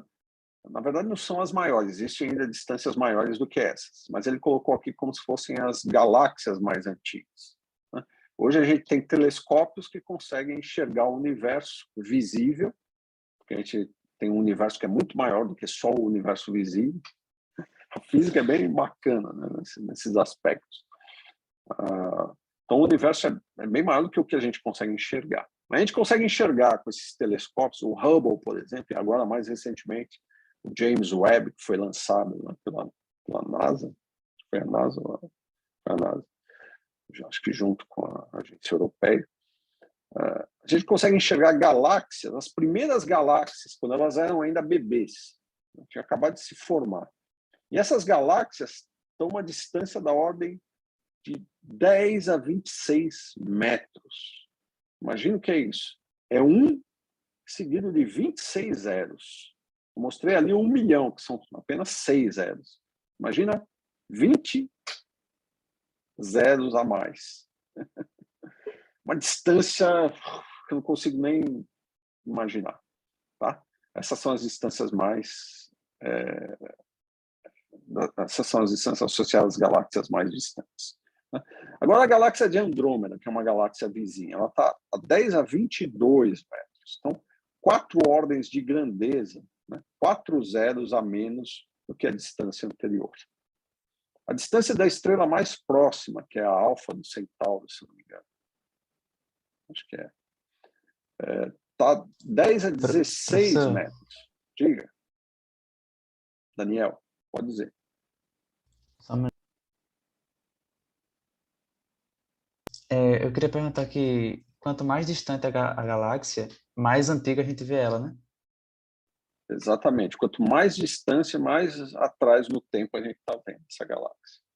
E isso Tá. tem a ver com a velocidade da luz, porque o que a gente capta nos telescópios é luz. E a luz ela leva um tempo para viajar da estrela ou da galáxia até a gente. Tá? Ela tem um tempo definido. A velocidade da luz é cerca de 300 mil quilômetros por segundo, ou seja, em 1 segundo ela consegue varrer 300 mil quilômetros. Ela viajou por 300 mil quilômetros. Só que essas distâncias aqui são muito maiores do que essa. Tá? Então ela levou muito tempo para chegar, desde que ela foi emitida da estrela ou da galáxia, para chegar até a gente, né? E esse tempo, quer dizer, a hora que ela chega no nosso olho, a gente está vendo no momento em que ela foi emitida. Né? Não no momento que ela... Não como ela é agora. Ela pode nem existir mais, entendeu? Pode já ter Era isso que eu ia sido. perguntar para você. Se podia... A gente tá vendo uma galáxia que já tinha acabado, já tinha explodido. Ela pode ter sofrido vários processos. Explodir, a galáxia é uma coisa mais complexa. Ela não vai explodir, mas ela pode colidir com outras galáxias, e essas colisões não significa que uma estrela vai bater na outra. Não, elas passam próximas e se rearranjam, formando novos tipos de galáxias, espalhando mais as estrelas na galáxia. Tá?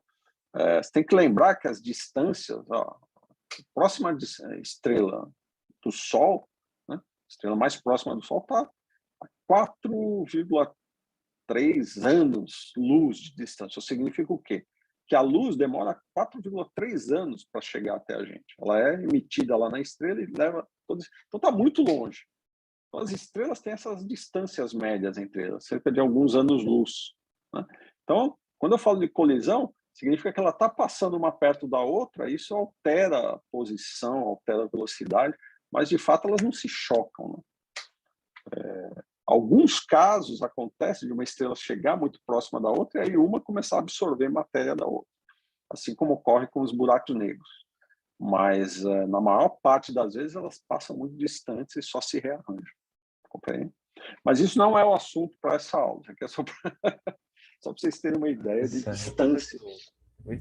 Surgiu uma dúvida aqui sobre as unidades de padrões, em específico a de tempo. Porque elas... Eu vou falar ainda do tempo. Então, Por enquanto, só falei do metro. Tá? Eu ia falar que tem que ser variável, né, as unidades padrões. E pode, tipo assim, pelo que eu entendo, em outros planetas, às vezes, o tempo passa de forma diferente, correto? Quando é um objeto mais pesado... Você não precisa nem ir em outros planetas, aqui na Terra mesmo. Você está aqui no nível do mar. Você está no nível do mar, vai para o topo de uma montanha, sei lá, as montanhas maiores, que estão lá em, não sei, acho que São Paulo, Rio de Janeiro. Eu vi um experimento desse em Santos com um relógio atômico, um em cima de uma montanha e outro no nível do mar. Aí ficava a diferença.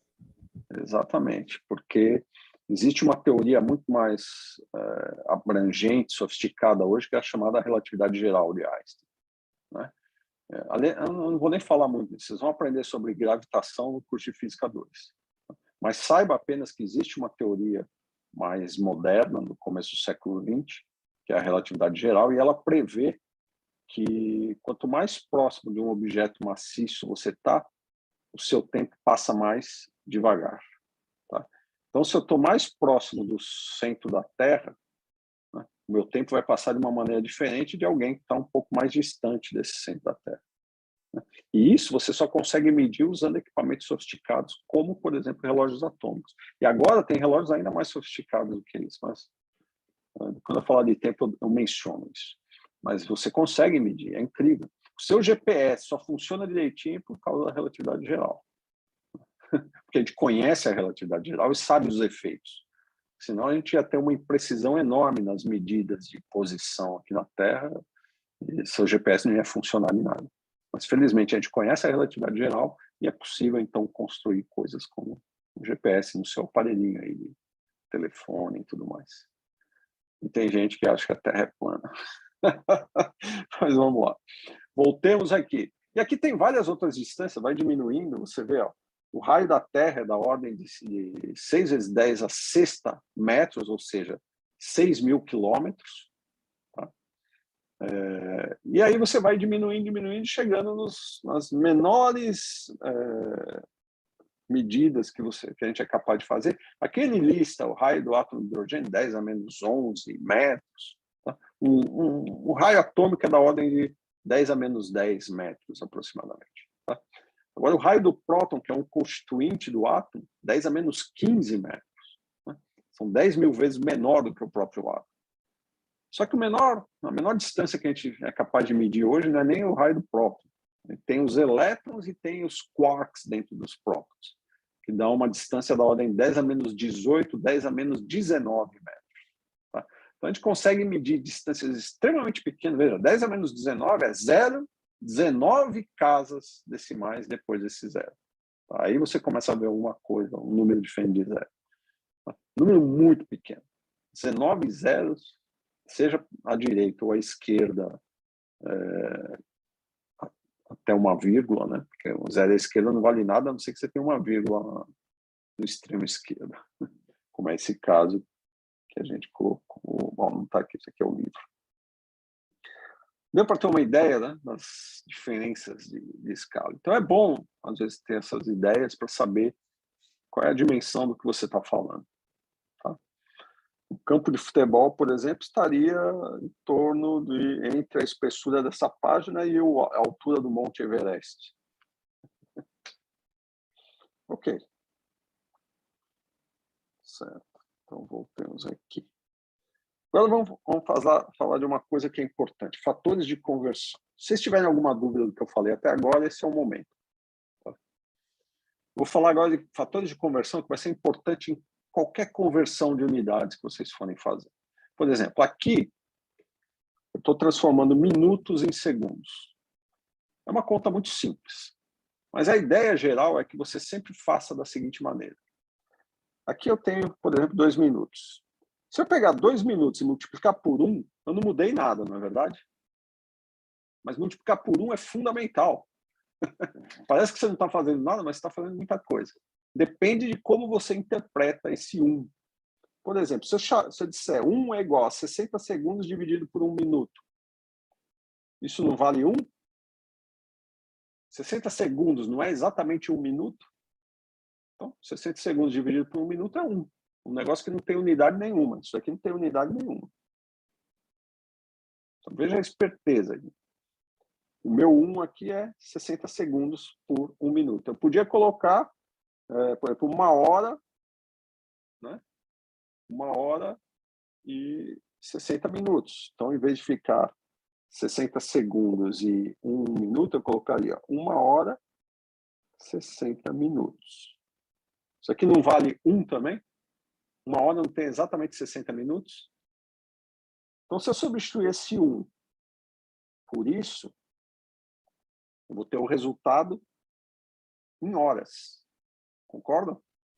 Por quê? Porque minuto vai continuar cortando com minuto. E o que vai sobrar no numerador é hora.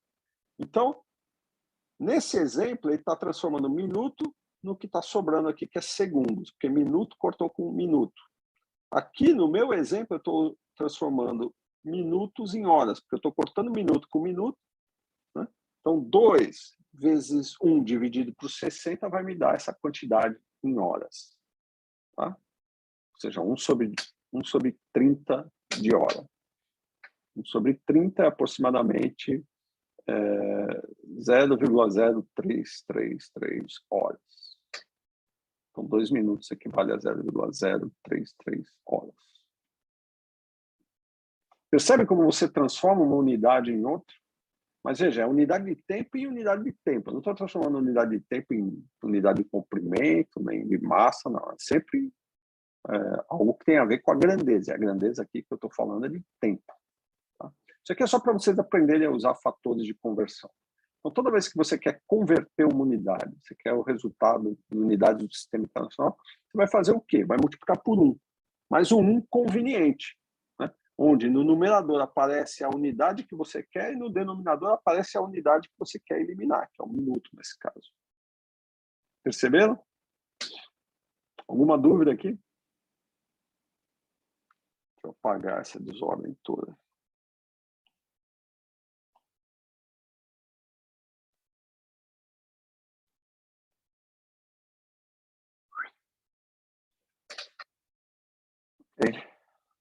Quer dizer, no fim das contas, eu estou fazendo nada mais, nada menos do que álgebra. Né? Unidades, como ele menciona aqui embaixo, obedecem às mesmas regras da álgebra. Né? Eu podia chamar minuto de x, então ficava x sobre x, como eles são a mesma quantidade, desde que sejam diferentes de zero. Mas minuto, obviamente, não é zero, é apenas unidade física, não é um número. Tá? Então, minuto dividido por minuto, sobra 1. O segundo é o que resta. Então, essa é a maneira fácil, né, e padrão de vocês transformarem, converterem umas unidades em outras.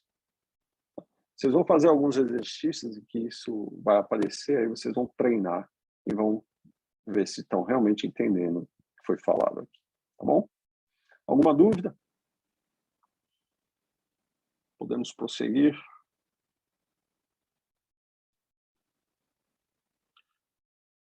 Tá. Aqui é simplesmente um comentário sobre a necessidade de modificar, né, os padrões que são utilizados. Né?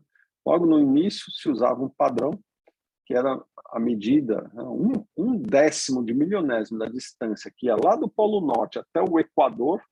Você dividia isso por 10 milhões e dizia que isso daí era um metro. Com o tempo isso foi suficiente, né? Todo mundo usava esse mesmo padrão. Só que às vezes é conveniente, você mede o Polo Norte até o seu Equador, né?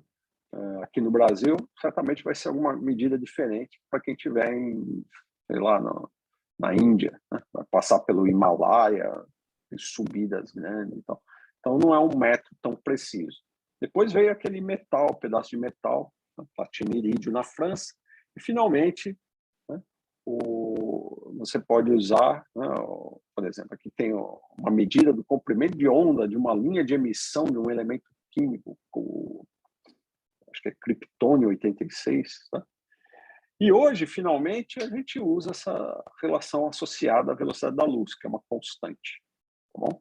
Quer dizer, todos esses diferentes padrões foram utilizados em algum momento, tá? E ainda podem ser utilizados dependendo do que você vai fazer. Mas a medida padrão adotada hoje está associada com a velocidade da luz, como eu comentei para vocês. A velocidade da luz é uma constante, não importa onde você está no universo, ela é a mesma quantidade no vácuo, tem o mesmo valor. Não importa se você está em movimento com relação à fonte de luz ou se você está parado, ela vai ter o mesmo valor. Isso é um princípio da relatividade, que até hoje foi observado, não há desvio disso. Então, ela é a melhor coisa que você pode usar, porque não tem variação nenhuma. Tá? Diferente de qualquer um desses anteriores, que pode sofrer alguma variação, um decaimento de um elemento, de repente muda, ou você tem interferências com outras radiações. Tá? Enfim, o importante é saber que toda medida que se faz, ela tem que estar baseada em algum padrão. Tá? E agora você pode definir o seu padrão. Sei lá, inventa uma unidade aí, define o seu padrão. O tamanho do meu pé é um padrão de comprimento que eu vou chamar de, sei lá, pé chato. Um pé chato vale tanto. Mas se seu pé cortar em algum dedo, ele vai mudar o padrão, né? E aí lasca tudo. Enfim, padrão é uma coisa que eu posso escolher, né? E para que todos concordem, é necessário que exista um órgão para isso. Para isso existem esses órgãos de pesos e medidas para definir quem são esses padrões, tá? E é claro, aqui ele faz um comentário, todas essas mudanças você tenta manter, né, uma conexão com o antigo. Né? Você escolhe um valor aproximado de tal maneira que o valor antigo seja aproximadamente o metro novo. Tá?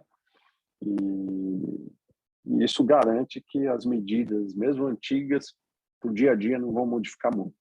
Né? Usar novos padrões não vai modificar a sua vida no dia a dia, mas vai modificar a maneira como o seu celular é feito, né?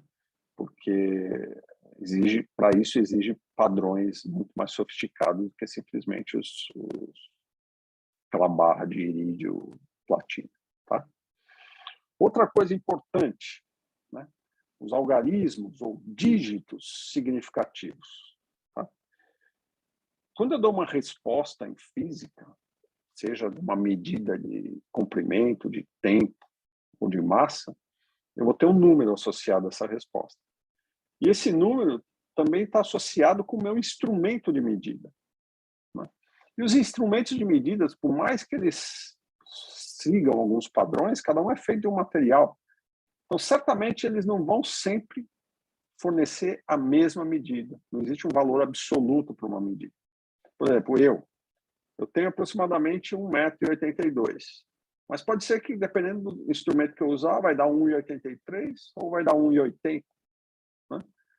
Então, eu preciso saber, de acordo com o instrumento que eu uso, quais são os algarismos que têm significado, que são confiáveis na minha medida. Tá? Infelizmente, na minha casa não tem nenhuma régua. Eu não sei por que eu não tenho régua aqui. Mas se vocês tiverem uma régua, vocês podem olhar que ela é dividida em milímetros, né? E o máximo que você consegue fazer de medida são em unidades de milímetros.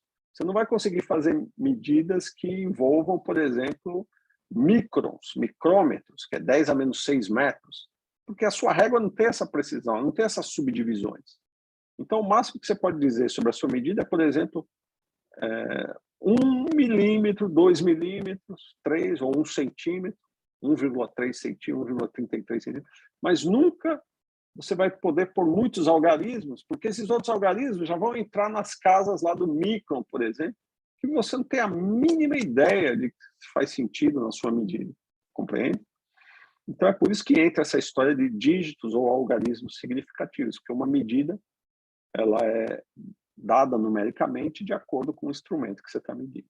Nos exercícios, como a gente vai ter aqui aulas teóricas e não experimentais, então, nos problemas, é suposto que os dados fornecidos no problema, né, sejam fornecidos com um número de algarismos que são os dígitos confiáveis.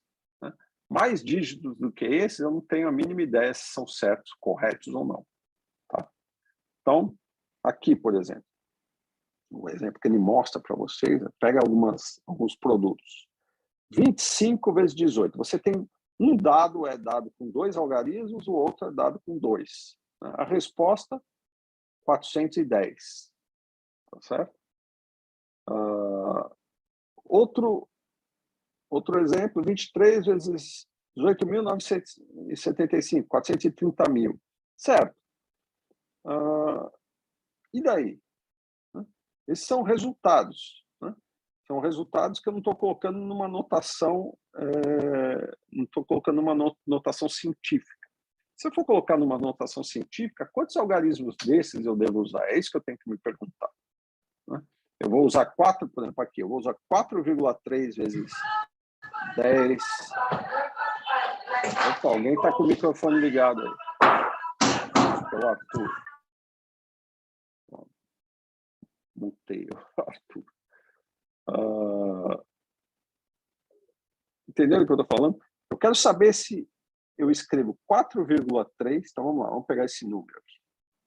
Eu devo escrever ele como 4,3 vezes, vamos supor que é em metros, vezes 10 à quinta metros, ou devo escrever 4,3000, são 4 zeros, né?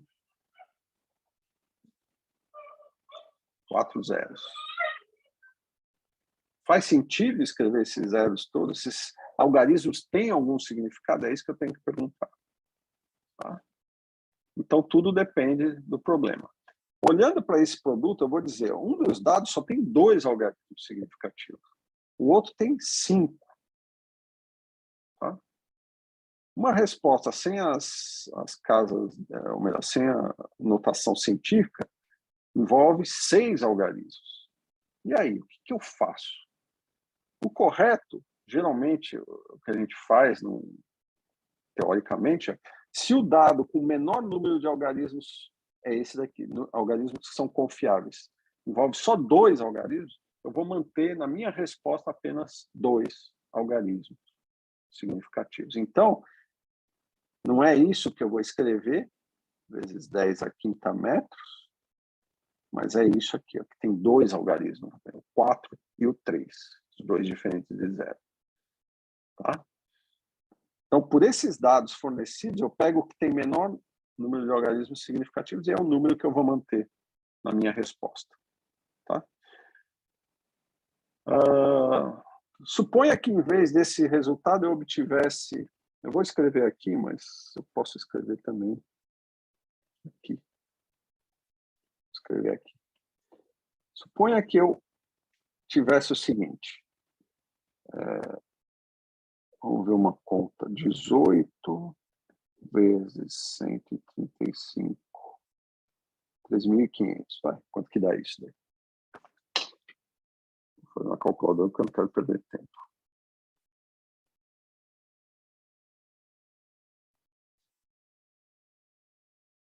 Dá 243 mil.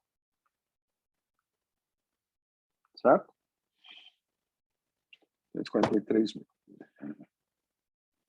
Como que eu escrevo essa resposta da maneira correta, baseada no que vocês acabaram de ouvir sobre os algarismos significativos ou dígitos significativos?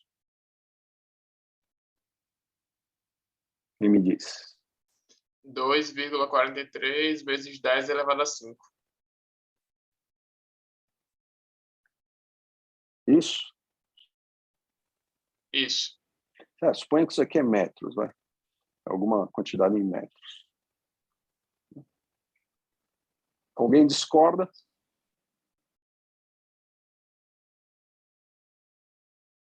Não. Eu vou salientar o seguinte. Quantos algarismos tem aqui? Isso é um dado. Sei lá, metros por segundo, por exemplo. Uma velocidade, metros por segundo. Isso daqui é o tempo, segundos. Né? De modo que produto, metro por segundo. Vezes segundo vai dar um resultado em metros. Tá? Então, esses são os dados.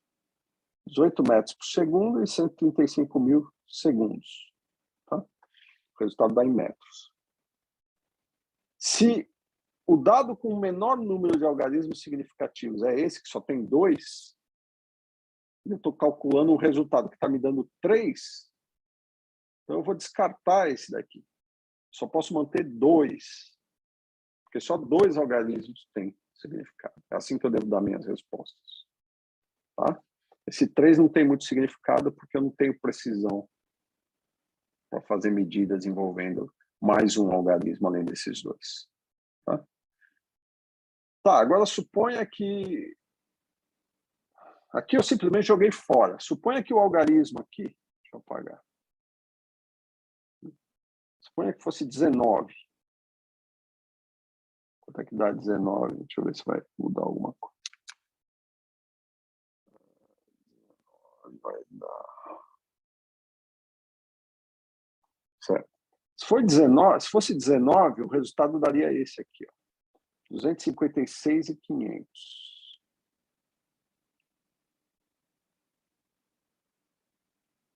Certo? Aí, qual seria a resposta correta, com o número de algarismos significativos corretos?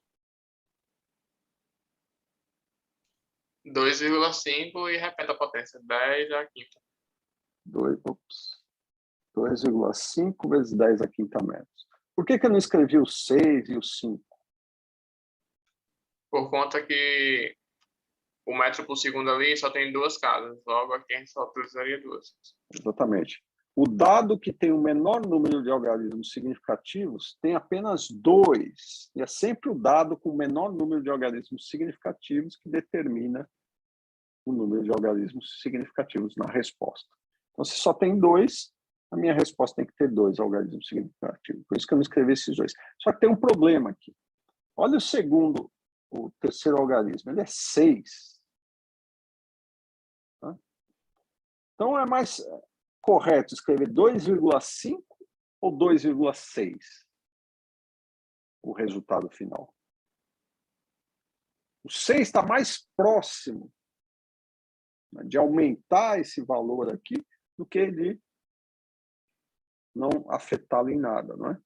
2,56 está mais próximo de 2,6 do que de 2,5, não é? É ou não é? Então, o critério é o seguinte: toda vez que os algarismos que eu for jogar fora, o mais próximo do que vai permanecer, o 5 não vai permanecer, o mais próximo que vai ser descartado, que é o 6, se ele for maior ou igual a 5, ele aumenta o algarismo que fica. Então, 6 é maior ou igual a 5. Então, em vez de 2,5, eu vou escrever 2,6. Se ele for menor que 5, estiver entre 0 e 4, então eu simplesmente jogo fora e não faço nada. Então, se ele fosse, como nos casos anteriores, menor do que 5, vocês viram que eu simplesmente joguei fora.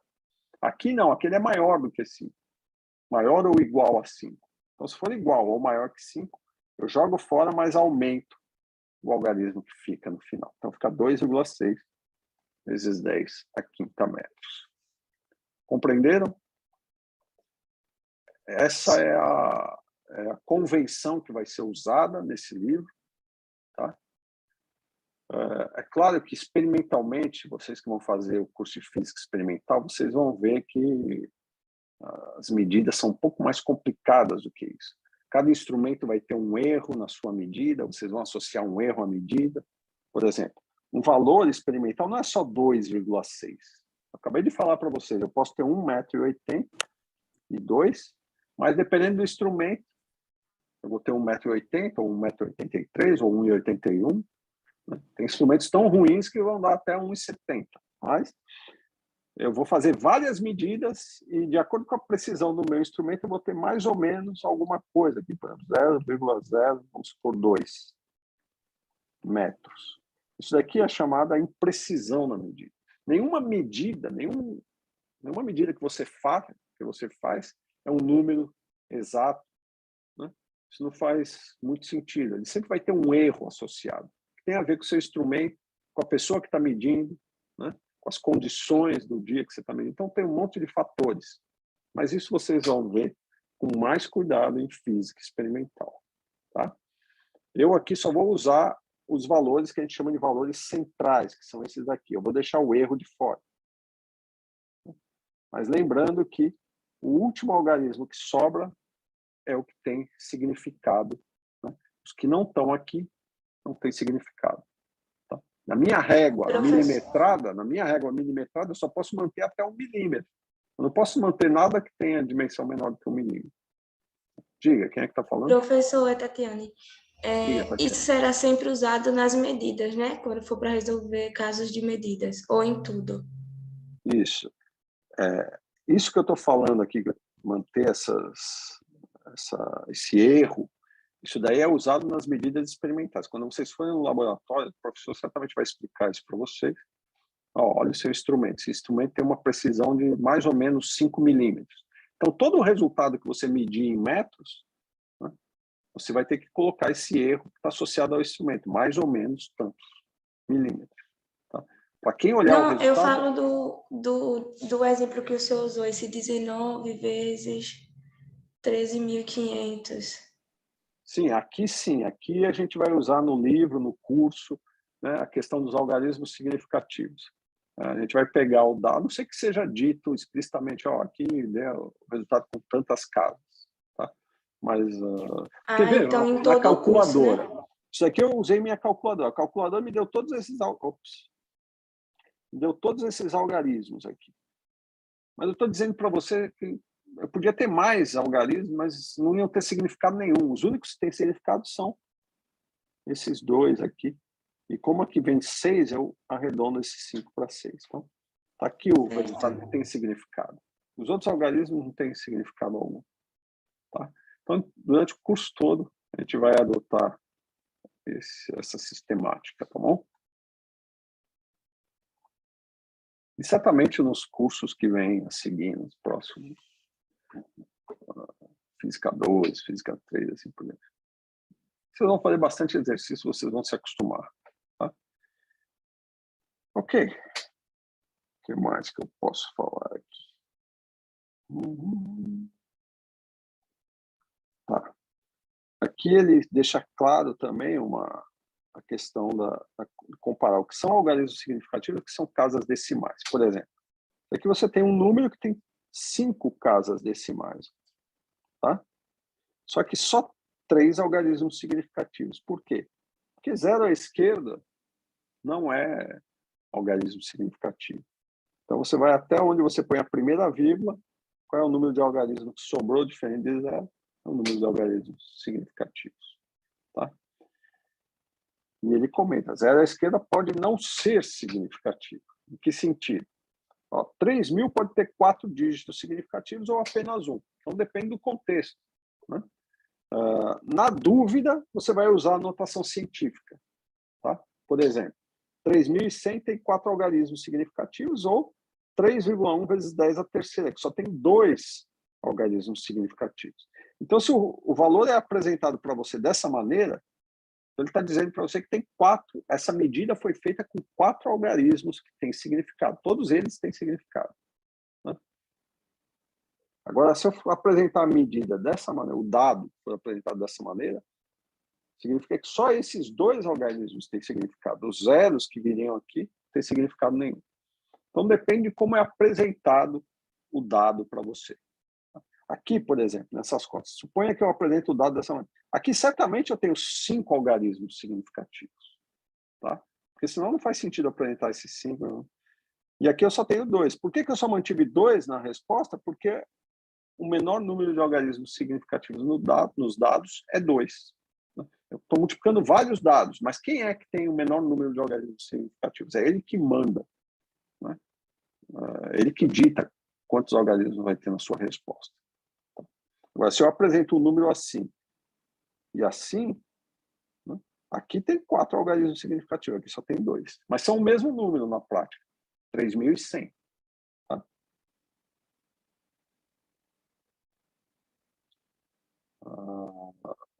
Ok. Aí você vai... Alguém poderia me perguntar alguma coisa, mas como ninguém pergunta, eu mesmo vou colocar a pergunta. Certo, mas então qual é a diferença entre 3.100 assim e assim? Olha, 3.100 escrito dessa maneira significa que eu tenho um aparelho de medida, né? Suponha que isso aqui é metros. 3.100 metros são 3,1 quilômetros. O que ele está medindo, ele não tem divisões de metros, mas ele tem divisões de quilômetros. Eu só consigo medir quilômetros. 3,1 quilômetros eu consigo medir, mas o que vem depois, quantos metros, não sei quantos tem. Eu sei que tem 3,1 quilômetros. Compreende a diferença? Para medir 3.100 metros, eu preciso ter um aparelho que meça metros, que tenha subdivisões de metros. Se eu tiver só 1 quilômetro, 2 quilômetros, 3 quilômetros, como é que eu vou poder dizer que tem mais 100 metros ou 200 metros? Não vou poder dizer. Eu posso até estimar, mas com certeza eu não posso dizer nada. Entenderam a diferença? Depende do instrumento que eu uso para medir. Tá? Por exemplo, eu não vou poder usar uma régua caseira, essas réguas que vocês têm de 30 a 50 centímetros, para medir a distância Terra-Sol. Faz sentido. Então, vou ter um aparelho que me dê essas subdivisões em centímetros ou metros. Vou usar alguma coisa que me dê uma distância acurada. É claro, eu posso ter aparelhos que me deem essa precisão de centímetros e metros, até milímetros e microns, para medir a distância Terra-Sol, posso. Né? Desde que eu leve em consideração vários fatores.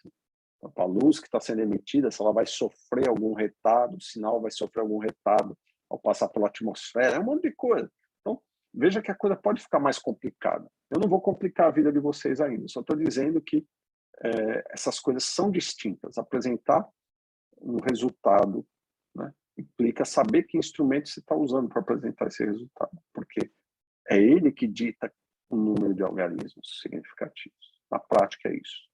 Tá bom? Muito bem. Então, aqui as conversões, de novo. São só exemplos de algo que a gente já falou ali em cima. Né? Como que eu vou converter 1,3 quilômetros em metros? Multiplica por 1. Olha o 1 aqui. 1 foi escrito de uma maneira conveniente que envolva metro no denominador e quilômetros no denominador. Por quê? Porque o quilômetro no denominador vai cortar com o quilômetro no numerador e vai sobrar metro. Mas eu sei que esse 1 aqui, esse 1 é verdadeiro. 1.000 metros tem 1 quilômetro. 1 quilômetro tem 1.000 metros, tanto faz. Então, 1 dividido pelo outro é 1. Não tem unidade nenhuma. Tá? É que nem eu pegar 2 bananas dividido por 2 bananas. Dá quanto? Dá 1. A banana vai embora, que é a unidade. Dividir 2 bananas por 2 bananas, desaparecer com as bananas e deixar uma coisa sem unidade. O que eu estou querendo dizer é que você pode usar unidades algebricamente, como se fossem, como se diz, um elemento algébrico qualquer numa conta. Tá? O quilômetro vai dividir com quilômetro, o metro com metro, e assim por diante. Então, aqui eu transformei 1,3 metros em 1,3 vezes 10 a terceira metros, ou 1.300 metros. Tá? 0,8 quilômetros, a mesma coisa. 1.000 metros por 1 quilômetro. Eu vou transformar de novo em metros. Vai dar quanto? Aqui ele transformar até em centímetros. Quer dizer, posso transformar em centímetros? Posso. Eu podia fazer direto. Né? Quantos centímetros tem em 1 quilômetro? Ele está fazendo por etapas. Se você não lembra, o melhor é fazer por etapas. Tá? Então, ele está fazendo por etapas. Ele pegou, multiplicou por 1 e multiplicou por 1 de novo. Então, 0,8 quilômetros vezes 1 vezes 1 continua sendo 0,8 quilômetros. Eu não mudei nada. Multiplicar uma coisa por 1 não muda essa coisa. Só que são uns convenientes. Então, 1.000 metros tem 1 quilômetro, assim como 100 centímetros tem 1 metro. Então, no final das contas, ó, vai desaparecer o quilômetro, porque o quilômetro está no denominador e no numerador, e vai desaparecer o metro, que está no numerador e no denominador, e vai sobrar centímetros. Então, eu estou transformando isso daqui em centímetros, dá 80 mil centímetros, ou 8 vezes 10 a quarta centímetros. Tá? Ok. Por que eu estou escrevendo dessa forma a resposta? Por que eu não deixo assim? Porque só tem um algarismo significativo aqui, ó. O zero à esquerda não conta, só conta o diferente de zero, logo depois. Só tem um, então eu vou dar a resposta com um algarismo significativo, que é 8 vezes 10 a quarta centímetros. A mesma coisa aqui, 1,3, 1,3, dois algarismos significativos. Eu não vou deixar 1.300 metros. Claro que eu vou dar errado se você escrever assim numa prova. Claro que não. Mas é bom vocês adquirirem esse hábito para lembrar que tem significado e o que não tem, tá bom? Agora, se a resposta estiver errada, eu vou dar errado. Mas é óbvio que 1.300 metros é 1,3 a 10, então não vou dar errado numa situação dessa. Muito bem. E aqui eu estou transformando milímetros em pés. Então, aqui ele já está usando uma unidade maldita, que é aquelas unidades que os ingleses e norte-americanos gostam de usar. Aí você tem que ir lá numa tabela e ver. Bom, primeira coisa, transforma em metro. Ele está pegando 1 metro tem 1.000 milímetros. Certo? Então, eu vou desaparecer com milímetros e a resposta vai ficar em metros. Mas aí eu quero desaparecer com metro também e transformar em pés. Unidade de pé é FT, que vem de foot. Né? Então, se eu quero eliminar o metro vai ter que aparecer no denominador. E os pés vão ter que aparecer no numerador. Né? E aí você vai numa tabela, nem eu sei isso de cabeça, 1 metro tem 3,281 pés. Né? E aí você vê, ó, metro vai embora com metro, milímetro vai embora com milímetro, sobrou os pés. Então eu transformo isso daqui, que são 2.845 milímetros, em pés. Veja que ele manteve 4 algarismos significativos, porque eu tenho inicialmente 4 algarismos significativos. Compreenderam como é que se transforma unidades? Alguém tem alguma dúvida nisso? Eu só não entendi essa parte dos pés, né? O resto. É uma unidade que os ingleses definiram. Vamos supor, eu tenho esse negócio aqui, tem esse tamanho. Veja, 1 metro tem 3 pés. É basicamente o tamanho do pé de alguém. Eu não sei quem definiu, talvez o rei era o tamanho do pé de um rei. Né? Então, o tamanho do pé de um rei era esse.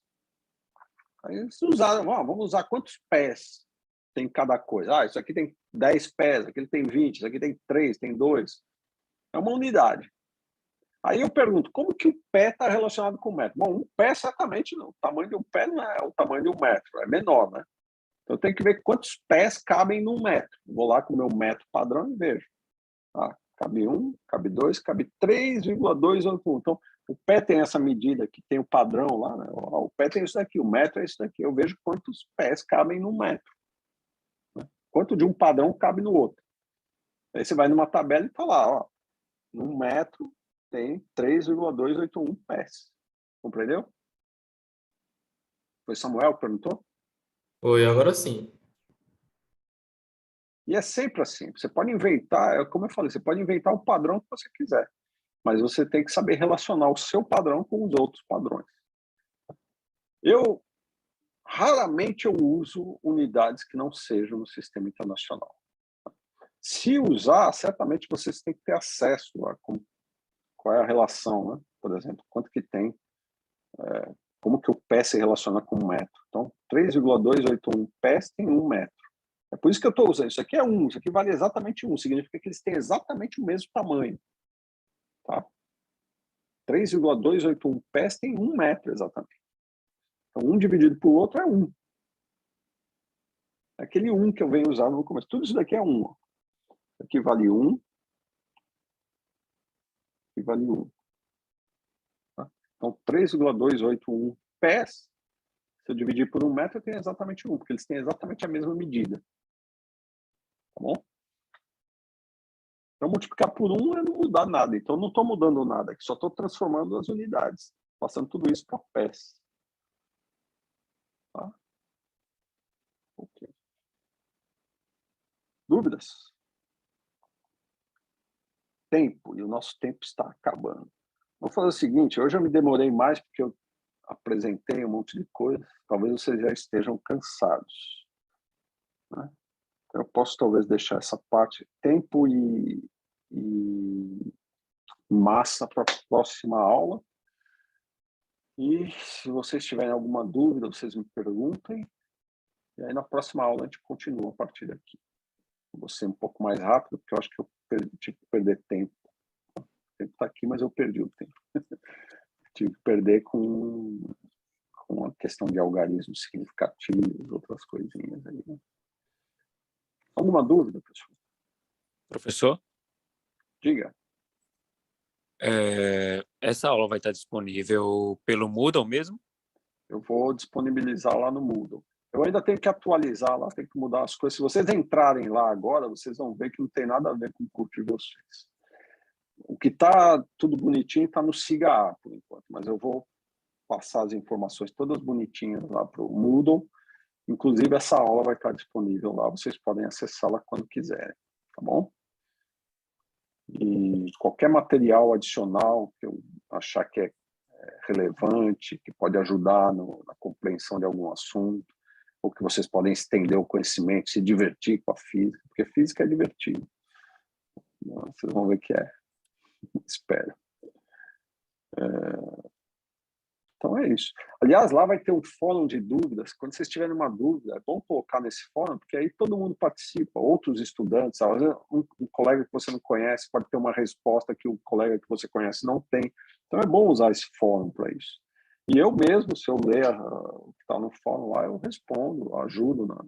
Mas é bom que vocês interajam entre vocês. Aí se eu ver que as respostas não estão chegando num consenso correto, aí eu vou lá e intervenho, que é assim, tá?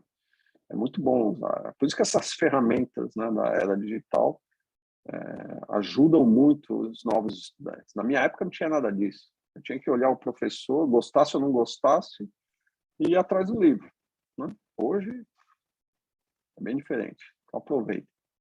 Mesmo quando acabar essa etapa de ensino remoto, eu vou continuar usando o Moodle, porque é lá onde eu vou colocar testes e outras coisas, tá bom? Ok.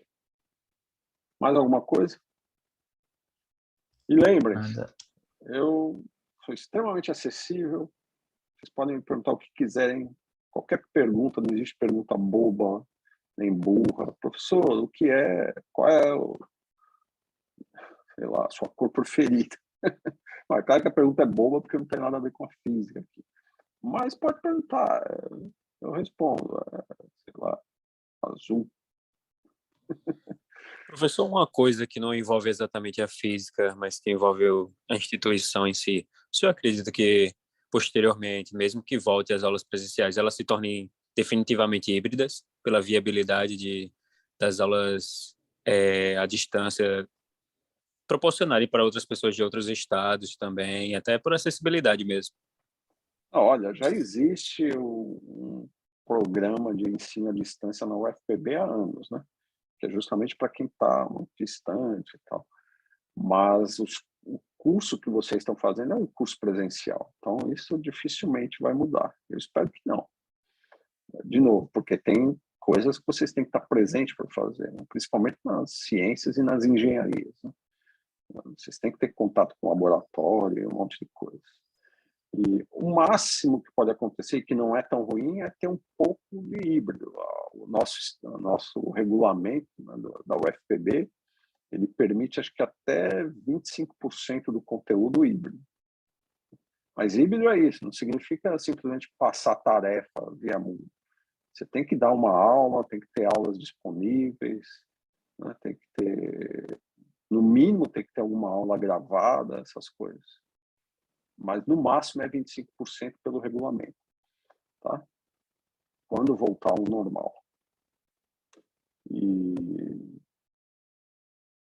eu sempre dei presencial porque é difícil, né? Você exigir de todos os estudantes que eles tenham acesso à internet e tal. E essa é a maior complicação de que seja remoto. Se não fosse isso, seria maravilhoso, porque você pode dar algumas aulas remotamente. Eu só ia aplicar, acho que, as provas presencialmente. Porque vocês estão me vendo aqui, vocês podem me perguntar, o que eu tenho que falar para vocês é teórico, não tem experimento nenhum, não vai fazer muita diferença. Se o aluno prefere ou não, por uma questão de, eu não vou assistir a aula, eu vou acabar deixando para depois, não vou assistir, mas aí é a questão da sua organização. Mas em termos de método não muda muita coisa, pelo contrário, até ajuda. Eu tenho aqui muitas coisas que eu posso acessar na hora, né, e mostrar para vocês que usando só a lousa eu não vou ter, entendeu? Então, perde-se e ganha-se, né? Mas eu acho que vocês ganham mais nas aulas que são teóricas com o ensino remoto do que com o ensino presencial. Mas essa é só a minha opinião. E eu não sei como os outros professores lidam ou dão os cursos, né? Infelizmente, tem algumas pessoas que se aproveitam da situação para se encostar e não fazer nada. Mas eu não acho que é esse o objetivo. O objetivo é você dar aula e prezar para que seja o melhor possível para os estudantes. Tá? Ok, pessoal. Então, acho que por hoje é só. Vocês devem estar cansados e eu já estou sem voz. A gente se vê na quarta-feira, às 14h. Tá bom? Valeu, professor. Boa semana. Valeu, professor. Boa semana. Boa tarde, professor. Tchau. Boa tarde a todos. Tchau, tchau.